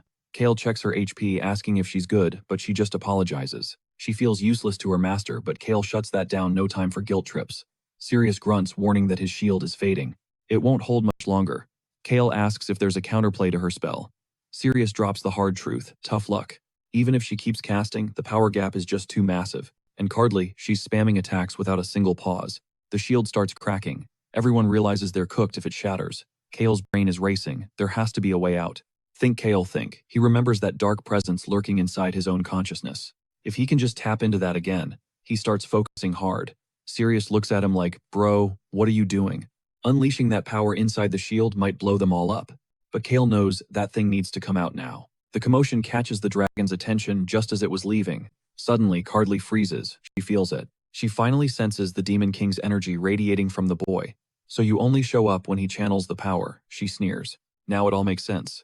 She understands why tracking him down was such a headache before. Still, she declares this is the end of the line for Kale Cotton. Meanwhile, Kale is desperately searching his mind. Where is that monster? It only shows up when he's on death's door. Sirius shouts the shield is gone. It shatters into a million pieces.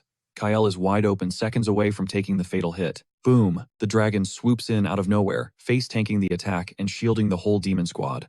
Cardley is shook. Why would a dragon do that? The beast leans in, nuzzling Kale like a lost puppy, looking for affection. They lock eyes and sync up. Kale downloads the dragon's memories. This creature was connected to Kale's mother. They were tight like best friends.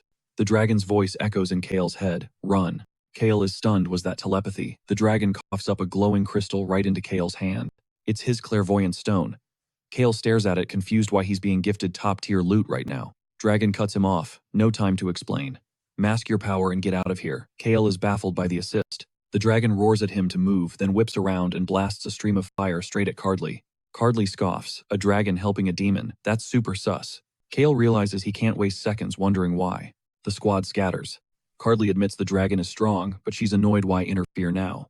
Her hesitation costs her as the dragon ramps up his power output against her. But it's not enough to crack Cardley's defense. She smirks. Is that your ult? If I try even a little, you're done. She casts a massive meteor spell. As it hurtles toward him, the dragon flashes back to Kale's mom. He remembers the good times. Then wham! The meteor crushes him. Kale looks back in horror. All that's left is the dragon's corpse. Cardley muses. There must be something weird about him to make him turn traitor. She moves to scan his memories before the brain dies. Suddenly, the dragon's body ignites. A final voice echoes, "You arrogant, cruel humans. You're gonna regret everything you've done." He burns into a pile of ash. Cardley sighs, realizing he deleted his own save file to protect the intel. It bought Kale just enough time to vanish. Cardley realizes this situation just got way more complicated, but she shrugs it off. Changes nothing. Kale caught on is still marked for death. He's destined to die by the White Talkins. Meanwhile, the demons are confused. Why did the lizard save them? First he tried to kill them, then saved them. Woody corrects them. He didn't save us. He was only saving Kale. Sirius nods. He got close and buffed Kale with some magic. Sirius turns to Kale. You got something you want to tell the class? Kale hesitates. I managed to sync with his memories for a second there. That dragon definitely had a connection with his mom, even though Rin dropped the fact that dragons and demons usually don't vibe. It is wild to try and picture what kind of backstory brought them together like that. Even Rin admitted she was totally clueless. But Keela felt a massive wave of nostalgia radiating from the beast. Then the dragon didn't just save him, he handed over his own clairvoyant stone. Not only did he rescue Kayla, but he also gifted him that artifact. Soros mentioned the queen pulled them out at the last second, but Kayla couldn't stop wondering about the dragon's link to his mother. It was definitely something deep. You could see the intensity burning in that dragon's eyes. Keela had been desperate for that stone, but now it was Woody's turn to feast. Soros pointed out, this was their ticket to shaking off those white falcons for good. Survival was the only priority right now, though Woody hesitated. He knew how insanely rare this item was. He looked at Keela and asked, "Are you seriously giving this to me?" Keela didn't even blink. Of course, Woody was the only one who could unlock its potential, so Keela told him to down it. So Woody just swallowed the thing whole. Pure power surged through his veins like electricity. Suddenly, the dragon's memories crashed into his mind. It started in a lab. The poor creature wasn't born free. He was a lab rat for humans. Day after day, they subjected him to twisted, cruel experiments. They would rip off his limbs, carving pieces out of him, just to run their tests. This nightmare dragged on for centuries. Eventually, the dragon snapped. He went completely insane. The humans even joked that he didn't scream or cry anymore. They said his tears dried up generations ago, and he was just lying there waiting to die. Then, chaos struck. Turk Kaldum, the worst demon king in history, invaded. He showed up with one goal: wipe out every single human in existence. Amidst the slaughter, the lab collapsed. The dragon saw his chance and clawed his way out of that hellhole. Freedom at last. Finally soaring through the skies, he tracked down his draconic kin. He spilled everything about the torture, urging them to unite and crush the humans. He detailed every cruelty he suffered and begged them to join forces for an attack. But nobody bought it. The dragons were already tight with the humans' total allies. They were too busy helping humans fight demons to listen. None of them realized their brother had been a victim the whole time. They had no clue the humans were actually studying them, planning to turn them into the next batch of sacrifices. Humans had been using dragons as guinea pigs for ages just to figure out how to exploit the race. But his own kind rejected the truth. So he tried rolling with the demons, but they hated him too. Totally isolated, rejected by demons, rejected by humans. He started wondering why he was even born into this world. If he couldn't contribute anything, he had no reason to exist. He retreated into infinite solitude and darkness, just waiting for the clock to run out, until he stumbled upon a tiny demon girl. That is how he met Karis. Karis looked up and asked, "Are you my mommy?" The dragon was like, "Excuse me," but she just sprinted at him. She hugged him tight, convinced he was her mother. He tried to tell her, "Kid, I am not your mom." But in that embrace, it hit him. This was it. This was the reason he was born. That kid who appeared out of nowhere was Karis. Looking at her, he could see straight into her memories. His past was filled with labs and tests, and hers was exactly the same. They used her mother as a test subject too. There was this rogue, hostile faction of demons called Tarsica, acting on their own. By experimenting, they cracked the code on dragon magic and learned to control it. The second, Karis, hatched from her egg. She became a lab rat. But Karis was special. She held more raw power than any dragon. She could wield dragon magic and transformation spells like it was nothing. That is exactly why Tarsica targeted her. Her entire life was a science project. Nothing but constant pain and despair. But she was a fighter. All on her own, she unlocked teleportation magic and escaped that living hell. She wandered the world solo until she crossed paths with him. Maybe it was destiny, maybe just a coincidence. But with scars that deep, they couldn't just walk away from each other. They were two broken souls. Karis started calling him Master. He figured, hey, it is less weird than Mommy, so he told her to stick with Master. Karis agreed but asked, so Master is like Mommy, right? He shut that down fast. No, just Master. From then on, he became her teacher. He showed her how the world worked and how a dragon should live. She soaked up magic like a sponge. For the first time, the days didn't drag on in agony. Their time together was so full of joy, it flew by in a blur. One day, the dragon turned to Karis and thanked her. For what? She asked. I just felt like I should, he replied. And right then, Karis wrapped him in the warmest hug. The dragon watched Karis evolve every single day, and honestly, that connection was pure serotonin. It washed away a lifetime of agony he'd carried since hatching trauma he couldn't even put into words. All that past suffering felt meaningless compared to the masterpiece that was raising Karis. But then, the vibe shifted. A glitch sparked in the dragon's mind. Something felt off. Karis sensed the mood drop immediately. Master, what's wrong? The dragon stared blankly. Who are you, human demon? Which is it? He demanded she identify herself. Confusion washed over Karis. Is this a test, Master? You're scaring me? But he didn't wait. He unleashed a torrent of flames straight at her, rambling like a madman about devils and humans. Karis stood there frozen. This wasn't the mentor she knew. Despite their golden era together, the torture from those old experiments had finally cracked his psyche. He was a ticking time bomb. Just like his kin, his sanity had redlined. Master, don't you remember me? Karis pleaded. Her voice pierced the fog, snapping him back to reality. Wait. What just happened? The dragon stammered, disoriented. Are you okay now? She asked, voice trembling. He apologized profusely. He almost incinerated her. That's when the truth hit him. He wasn't okay. He was a danger to the one person he loved. He had to bail. Why are you ghosting me? She cried. She just wanted her master by her side, but the dragon made the hard call.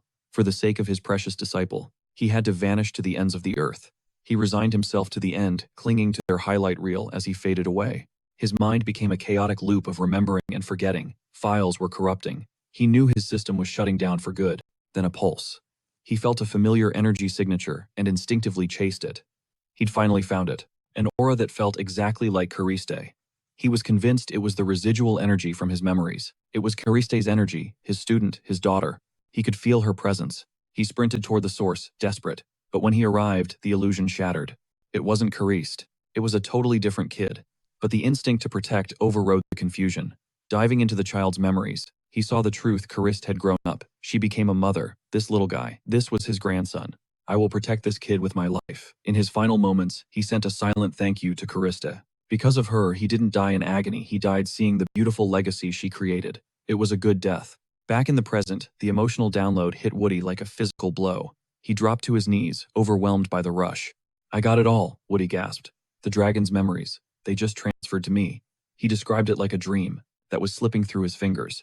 The details were blurry, but one thing was crystal clear: that dragon died, smiling. Keela frowned. If he died happy, does that mean that wretched mage actually succeeded in killing him? It didn't matter. The body was already dust. Susan cut in, confused. Wait, you're saying he doesn't remember the details? He's crying over memories he can't even recall. How does that work? It's not an instant upgrade, Woody explained.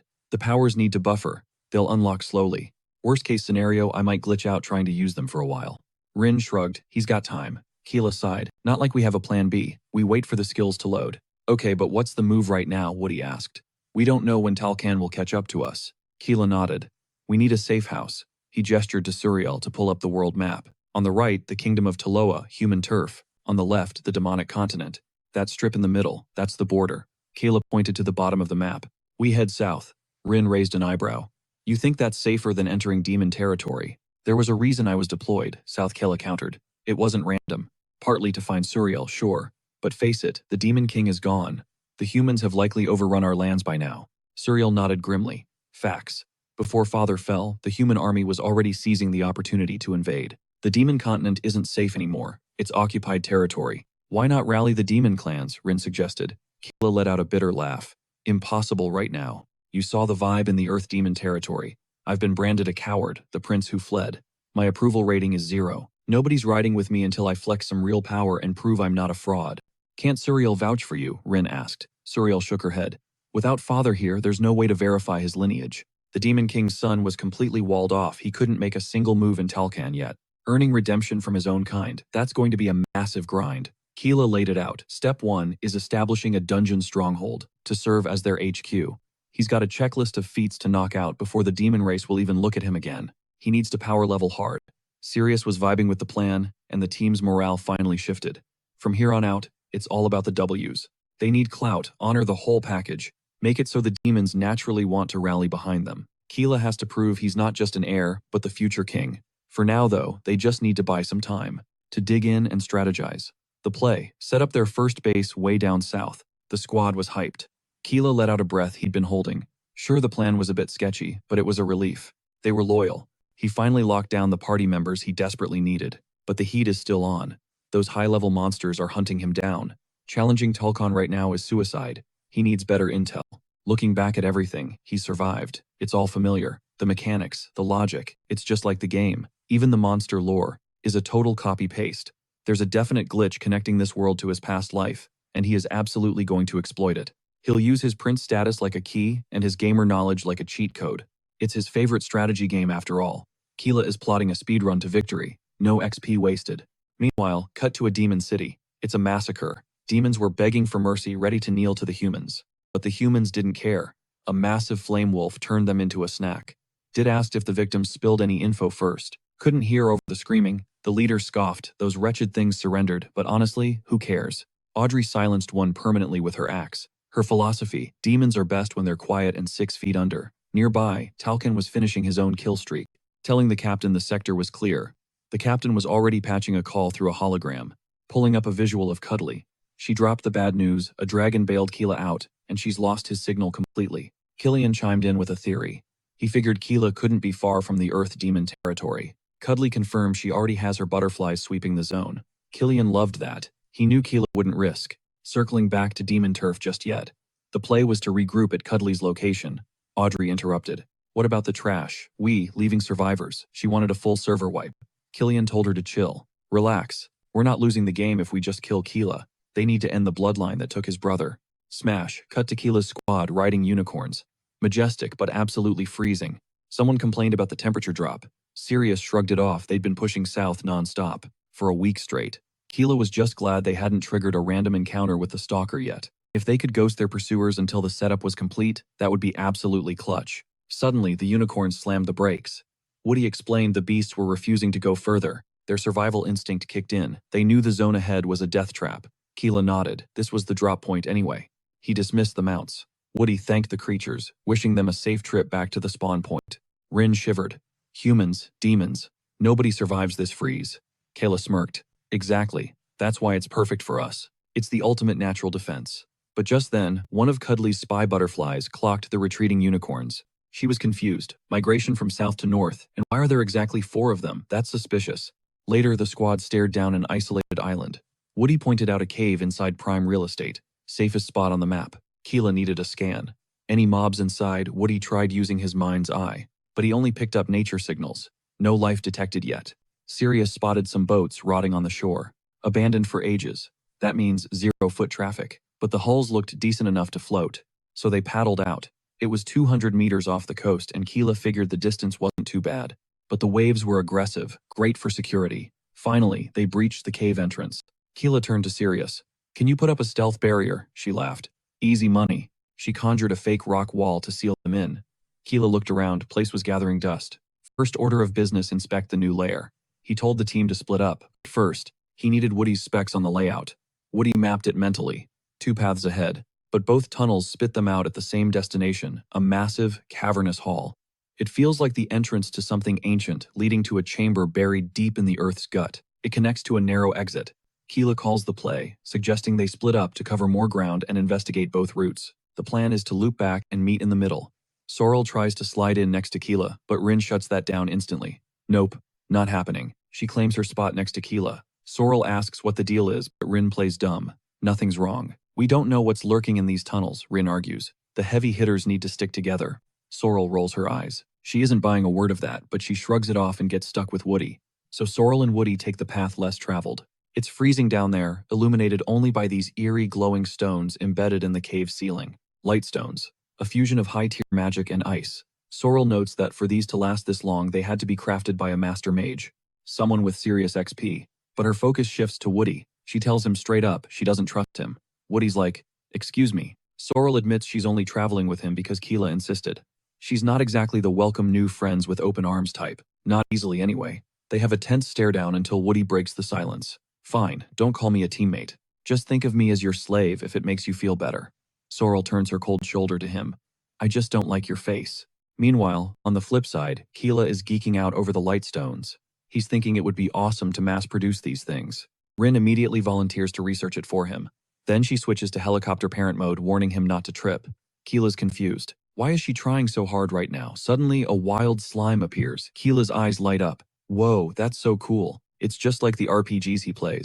He's always wanted to poke one in real life. But before he can reach out, splat. Rin stomps it into oblivion. She's screaming, how dare you block Lord Keela's path before vaporizing the poor blob. She turns to Keela, practically waiting for a head pat. Keela sighs, totally bummed out. Great job, Rin. He just wanted to touch the squishy slime. Rin beams, soaking up the praise. She assures him she's got everything under control. Later down the track, they run into a massive obstacle, a golem. The stone giant is blocking the way. Keela gasps. This thing is huge. He orders Rin to stay behind him, but Rin refuses. No way. I'm the shield. She vows to crush anything that threatens him. Cut to Sorrel, who just found something interesting. She stumbles upon a dazzling crystal necklace. Okay, this looks expensive, she whispers. They literally walked into a treasure dungeon. She clasps the necklace around her neck. How do I look? Woody barely glances at her. Yeah, looks fine. Sorrel frowns, lost in thought. If this were Rin, she'd be hyping me up right now. Woody didn't even give a real answer. She really can't stand this guy. Back in the fight, the golem is trying to flatten Rin. She parries a few strikes, but the golem lands a clean hit. Bam! She's launched into the wall, coughing up a lungful of blood. Keela yells, physical attacks won't work on that thing without a weapon. It's impossible. But Rin wipes her mouth. I can do this. She charges again, but her punches just bounce off the golem's armor. She gets swatted away like a fly. Keela screams, why are you doing this? Rin grits her teeth, refusing to stay down. At this rate, I won't even be fit to serve you. Her determination is terrifying. She flashes back to day 1. When she first arrived at the demon castle, the demon king asked his son if he wanted to be friends with the new servant. Little Keela beamed. Yes, I want to be friends with Rin, the king scoffed. You're joking. A servant is a tool, nothing more. He forced Keela to form a binding contract right there. Keela was sobbing, apologizing to Rin the entire time he cast the spell. But Rin, she just thanked him. She realized that from the very start Keela wanted to treat her as an equal, not a slave. That tiny act of kindness made her feel human. That night she watched him sleep after he cried himself out. She swore an oath. She would protect him, build him up, and make him the greatest demon king in history. She promised to outwork everyone for him. But reality hit hard. As time passed, Keela grew up into a big baby, a coward. He was constantly outclassed and humiliated. His brothers used him as a doormat. Keela would run back to his room crying, "I almost died again, I'm so scared." Rin realized the stakes. If he dies, the contract kills me too. She had to get tough. She started treating him harshly. But Keela never changed. And because her master was a joke, Rin became the laughingstock of the castle staff. She was forced to eat scraps. She wasn't even treated like a maid. One time, they dumped boiling lava on her just for a laugh. She had to sleep in the stables with the pigs. And even there, she wasn't safe. The abuse turned to torture. The other women claimed Lord Tarmy had eyes for her, so they were there to fix her pretty face. That was the breaking point. Rin's love turned to pure hatred. She actually thought about killing Keela. If I kill him, the contract ends. She grabbed a knife and stabbed him, but he didn't die. His regeneration power was instant. She wouldn't let him die. But Rin couldn't understand why save her, why force her to endure this wretched, miserable existence. For his sake, Keela simply apologized. That was the wake-up call. Rin stopped acting like a walking corpse. She realized he wasn't the same guy anymore. He'd flipped a switch overnight. It was like looking at a totally different person. That's when it clicked. He's the real deal. The true heir to the Demon King. Instinct took over, and she dodged the golem's massive smash. But the doubt crept in. If she was just dead weight, she'd only slow him down. Snick. She sliced the golem's neck and ripped its head clean off. "If I can't be useful to you," she declared, "I don't deserve to stand by your side." She dropped to a knee, bowing low. "I never wanted to abandon you, master." Keela stepped forward to speak, but the headless golem wasn't done. It lunged. This time, Keela didn't hesitate. Boom! A direct hit to the chest, shattering the core. The thing dropped like a stone. Keela stared at her. "Are you stupid? You risked your life how many times? While I was in danger. Why would I toss aside a loyal servant like you, even if you turned your back and ran? I wouldn't abandon you. Don't ever regret your choice." Rin cracked. Tears fell. She rushed in and hugged her master tight. Keela held her, unlocking every memory with Rin. Her feelings, 100% real. For his future and the kingdom's, he needs to turn her into his ultimate weapon. Later, they hit the first chamber. It was massive. Sorius's eyes lit up. "Is that Diamond?" She reached out, greedy. Woody tried to warn her, but she snapped, "Not for you, okay? Don't know if you'd even like it." Woody squinted at her. "Are you actually clueless, or just playing dumb?" Too late. She slapped on a pearl necklace and a bracelet click. The jewelry locked up, binding her body like mystical handcuffs. Then a massive shadow loomed. A treasure spider. Woody sighed. "I felt weird vibes off those bracelets. It looked like a trap." Sorius glared. "You knew and said nothing. You could have spoken up." "Thought you knew." Woody shrugged eyes on the beast. He tapped into nature magic, summoning roots to bind the spider tight. "Figured you walked into the trap on purpose, with some master plan." Sorius gritted her teeth. She thought she could solo this monster easily. But nope. She was stuck. She had to trust Woody. "Yeah, totally," she lied. I pretended to get caught. To test you. Just checking your strength." She paused. "So, what's the play?" Woody stepped up. "I'm busting you out." He hacked at the bonds with his knife. Clang. Nothing. Too tough. "It's a barrier," Sorius yelled. "Everything's connected to those webs." Woody nodded. "In that case." He grabbed the threads and yanked her aside. "Just missing a stream of acid spit." "Great," Woody muttered. "We're in a cave. Nowhere to run." "Use magic. One hit kills it," Sorius shouted. Another acid blast. Woody shoved her clear, but it wasn't enough. A web line snagged her. "It's targeting me, because I'm the sitting duck." The spider lunged leg, raised like a spear.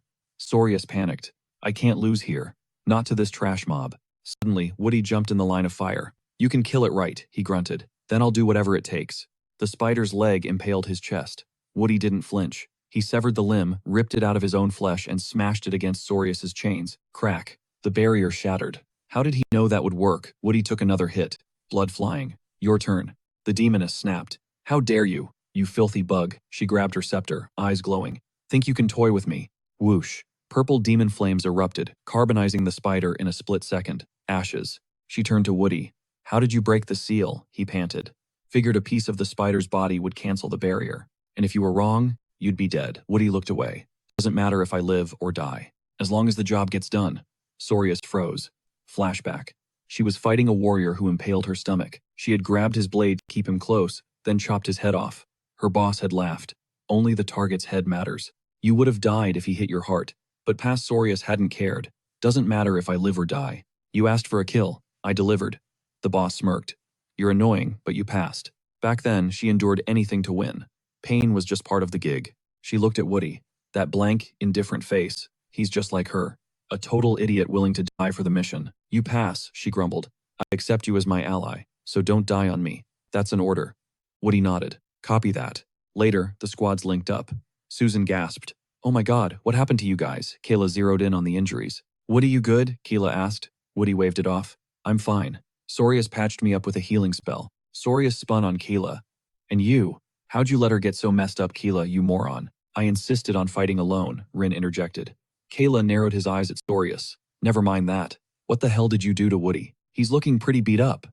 Suriel glanced over, asking if they had to throw down with a treasure spider too. Kale shook his head no, golem sighting. Suriel raised an eyebrow. Seriously, a golem and a loot spider in the same dungeon run. That's a super rare spawn combination. Rin scanned the area, wondering if there were more mobs lurking. Maybe Suriel prioritized healing Rin first. Get patched up so we can recharge. As they pushed deeper into the cavern, Kale analyzed the surroundings. This architecture gives me major demon castle vibes. But Suriel pointed out the human design elements mixed in. She was way more focused on that statue ahead. The chest sitting underneath it screamed suspicious. We all know that's bait, right? Oh, 100% not real loot. Suriel agreed instantly. Great minds think alike. But the second she stepped into range, before she could even touch the lid, the statue's eyes lit up like high beams. Kale had to clutch up instantly with an ice arrow, or she would have been toasted by the statue's laser beam. Suriel gasped. A trap. Rin blinked. Who could have predicted that? Kale scoffed. You two are actual idiots. Pay attention. Obviously it's a trap. The statue kept spamming lasers, tracking Kale and Suriel across the room. Kale shouted for the others to stay back. Don't help. You guys need to rest. Rin wanted to jump in, but Woody told her to follow orders. Suriel added, and hey, try not to die. For now, the play was to focus on recovery, just like Kale said. Rin figured the little plant guy had a point. She dropped into meditation mode, while Kale drew all the aggro to set up an opening for Suriel. But when he unleashed a hail of ice arrows, a barrier flared up around the statue, blocking everything. Suriel's fireballs, completely tanked by the shield. She was baffled. How was this thing stacking multiple enchantments at once? Kale narrowed his eyes. Two options. Either a top-tier mage rigged this thing, or someone's piloting it right now. He turned to Woody. Can you scan for life signs inside? Woody shook his head. It's hollow, boss. Kale frowned. There has to be someone in there. Suriel grit her teeth. We need to smash that shield first, Kale muttered. If magic's a no-go, what's the play? Suddenly the walls rumbled. 4 more golems clawed their way out of the stone looking just like the first one. And boom, another treasure spider joined the party. And this one was massive. The other one was just a baby, Suriel realized. She blasted purple flames, but the spider tanked it, and swiped back with its legs. Suriel hissed. If they weren't underground, she'd nuke the entire grid, and take these monsters out with it, but that would bury the squad. Kale considered tapping into Hell's mana to wipe them out. In a split second. But would that Talca girl track his energy signature? Then it hit him, a glitch in the enemy's pattern. He realized the statue stopped casting magic the second the mob spawned. It must be using all its bandwidth to control them, like that's its current active spell. He noticed the minions only popped up the moment Suriel tried to destroy it. It sensed the threat and summoned backup for protection. Kale made the call. Focus fire on the statue. Rin, cover me. Rin panicked. What the hell is he planning? But she threw up a firewall to protect them anyway. Kale knew the mechanics now. The statue can't use magic while micromanaging the monsters. That means the barrier is offline. He charged in fist glowing with mana and smashed a massive hole right through the hollow statue's hull. Every single monster whipped around, desperate to save their master. Woody shouted. The spider is the only one, small enough to follow him inside. Meanwhile, the golems shifted focus toward the injured team members. 2 of them were still recovering. Rin stood up. Only choice left is to fight our way out. But Suriel stepped in front. No, you can't fight in that state. She conjured a flame barrier to buy time, tanking heavy hits from the golems. We just have to trust KL now. Inside the mecha statue, KL spotted a core near the top. He readied his bow to end it, but the giant treasure spider ambushed him, pinning him to the wall with webbing. Outside, Suriel warned she couldn't hold the line much longer. Inside, a razor-sharp spider leg was inches from skewering him. Kale gritted his teeth, wondering if he really had to unleash the hell power here. Suddenly, a voice in his head snapped. What are you doing, you moron? His subconscious raged.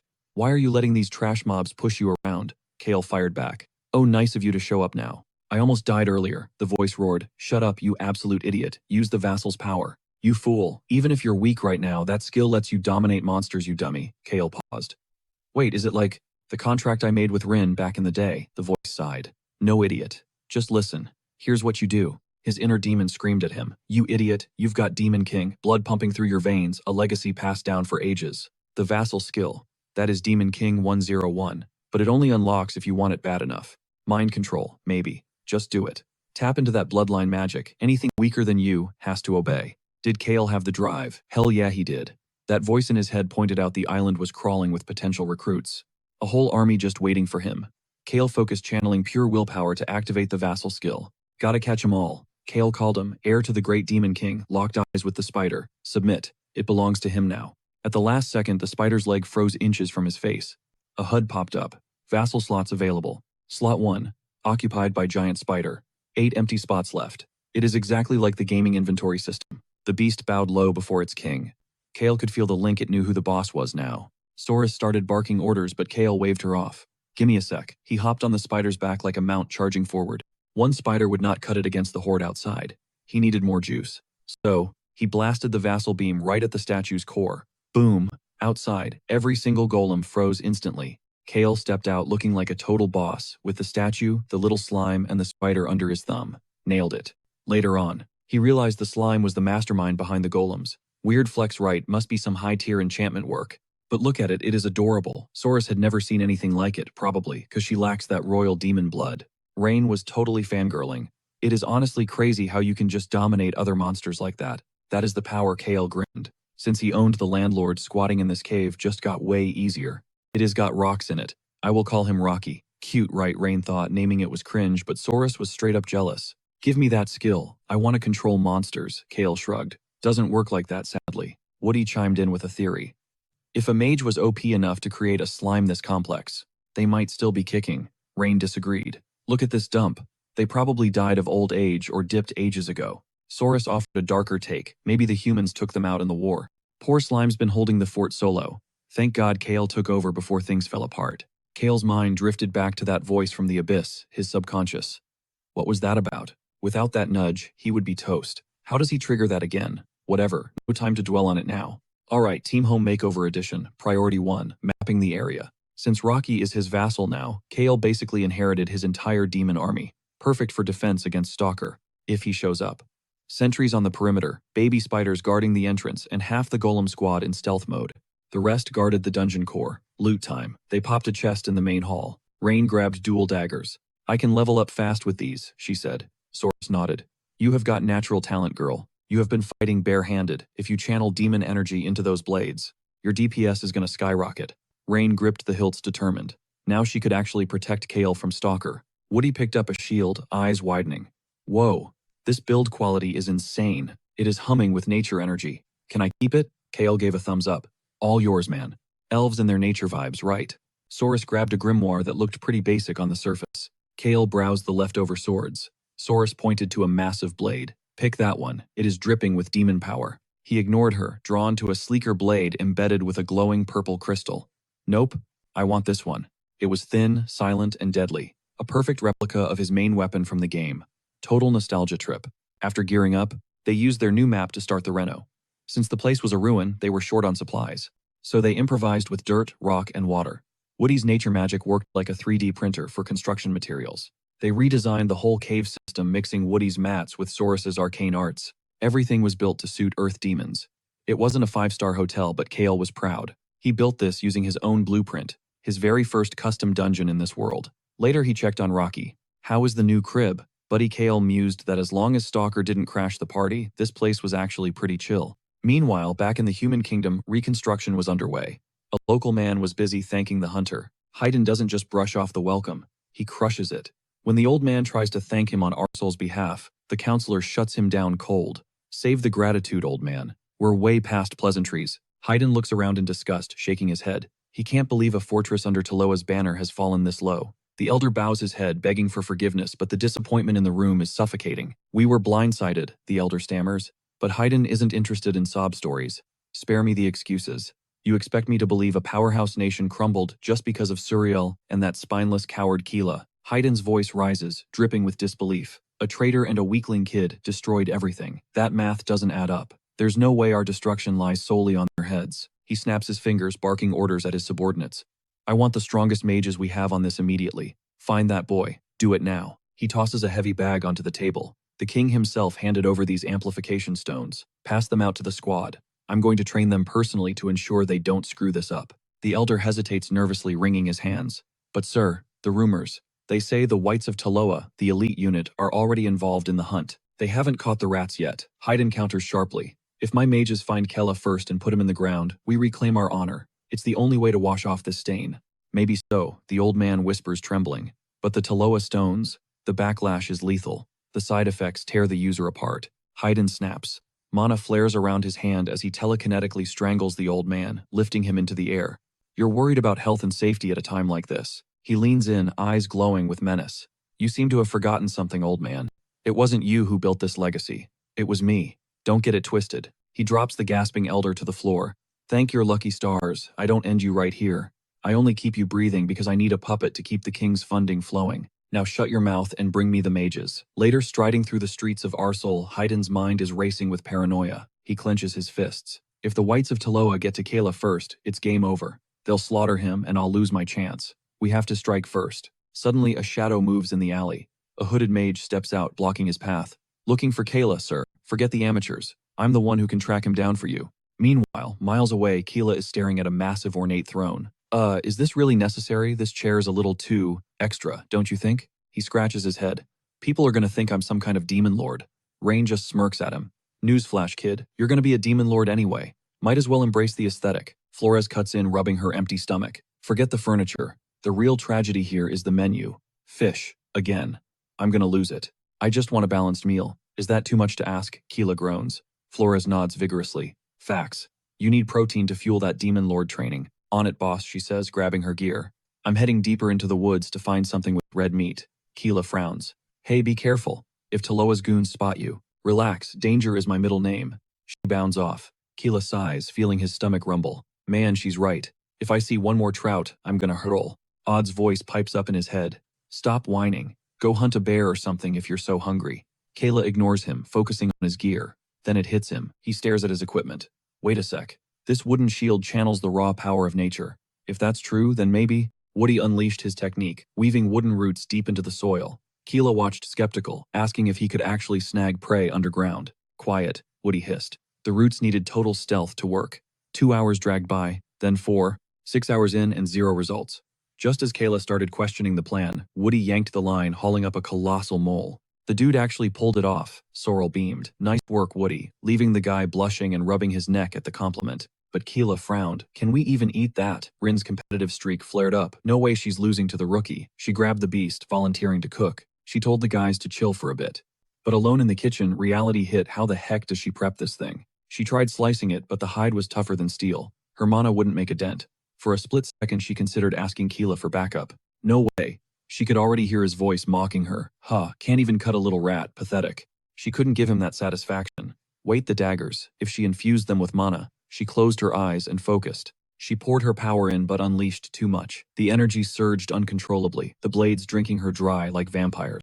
She tried to drop them, but they were glued to her palms, draining her life force. Meanwhile, Sorrel was nose-deep in her books. The grimoire contained basic spells and map data, but the dialect, it was filled with ancient vocabulary she'd never encountered. The creepy part, she could instinctually feel the terrifying power level of whoever wrote this. Just as she noticed a shocking detail, Rin's scream pierced the air. The whole squad froze. Woody jumped up to investigate. Stop, Sorrel ordered. Let her handle it. She's just cooking.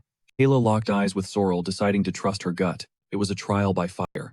Back in the kitchen, Rin was scrambling, trying to figure out how to tame these cursed blades. She flashed back to Keela's training sessions. While he was busy crying and getting beaten to a pulp, she had been watching, analyzing.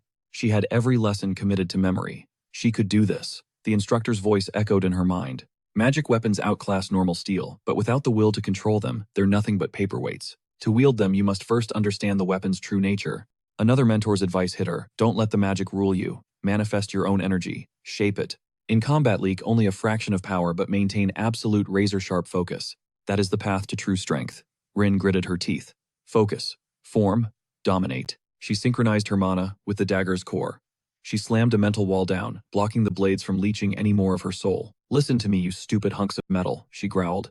I own you now. She shifted her stance. If she couldn't master two small knives, she had zero chance of saving Keela from the stalkers. With a surge of willpower, she drove the blade down, finally piercing the mole's indestructible hide. The suction stopped. She'd done it. The daggers hummed, coating themselves in her aura. Her mana took the jagged shape of buzzsaws. Finally, they felt like extensions of her own body. Outside, Keela paced, taking too long. I'm going in. Sorrel tried to stop him, but Rin emerged, wiping her hands. Dinner is served. She'd butchered the whole beast. Sorrel blinked. Already, Keela frowned. We heard screaming. What happened? You good, he pressed. Nothing happened, she lied smoothly. Woody squinted. Then why are you drenched in sweat? Sorrel analyzed the cuts. She was 10 times faster than I calculated. The girl might be a prodigy, with magic weapons. The grimoire was clear. These moles are weak when dragged surface side, making them easy kills. But their skin remains impenetrable. Without elite skill, butchering one is a nightmare. Only a master swordsman with perfect mana control could slice through that hide cleanly. Serious Keela poked the meat. This stuff felt like iron earlier. Woody shook his head. I can't believe she pulled that off. Incredible. Keela stepped close, gently brushing her cheek. Great job, he smiled. We're eating like kings tonight thanks to you. Rin turned beet red. Finally, he saw her worth. She clenched her fist. She'd get even stronger to keep him safe. Sorrel watched proud, but feeling a twinge of insecurity. She was falling behind. Against the earth demons, useless. Here, useless. She couldn't cast freely in these cramped tunnels. But that's just an excuse. She needed close-quarters combat spells. She had to evolve. Later that night, she sat in deep meditation, stripped down to her undergarments to focus. Her father tasked her with guarding Keela, yet here she was, being the burden. If the stalkers tracked them down now, she'd be powerless against their priestess. She had to breach the 4th circle immediately. That enemy priestess is already at the 6th circle. There was no time to waste. She was pushed to the absolute edge. Desperate times called for dark arts, so she triggered a forbidden rune. It was the same twisted magic earth demons used, burning their own life force to fuel a temporary power spike. To honor her father, she was ready to trade away her lifespan. But before the ritual could complete, the grimoire took over. It snapped open pages, flipping frantically on their own. Reacting to her mana signature, golden glyphs materialized in midair. The ancient text she couldn't read earlier suddenly coalesced into a concentrated beam blasting straight into her mana core. Instantly, her reality shifted. She was standing in an endless ocean of blood. A mysterious woman approached, noting that the one holding the Demon King's power had finally cycled back through reincarnation. To find her, Suriel wondered if her father's lingering energy had triggered this meeting. Who are you? Suriel demanded. One of Hel Caldron's henchmen. The woman shook her head. Hard pass. I am a creation of the one true god, Turk Caldon. Suriel pressed, so you served the previous king. The entity nodded. Bingo. Suriel realized this wasn't random, it was destiny. But the entity shrugged, claiming that while fate is a thing, sometimes the universe just vibes that way. Their meeting might just be a ripple in the world's flow. Suriel asked, did Turk Caldon build this cave? Yup, she replied. He traveled everywhere, leaving Easter eggs of enlightenment so the future generation could experience true power. Suriel knew their arrival here wasn't a coincidence. She begged the entity for backup. Is Hel Caldron dead? The entity mused. Look, I can't physically help. I'm not real, just a holographic recording left behind. I can only guide the specific person who activated me. Suriel grit her teeth. Even if you were real, you'd be ancient dust by now. Just teach me, Suriel pleaded. Show me how to unlock the 4th magic circle. I need power to protect Turk Caldon's heir. The woman smiled, digging Suriel's motivation. However, forging a new circle is entirely on you.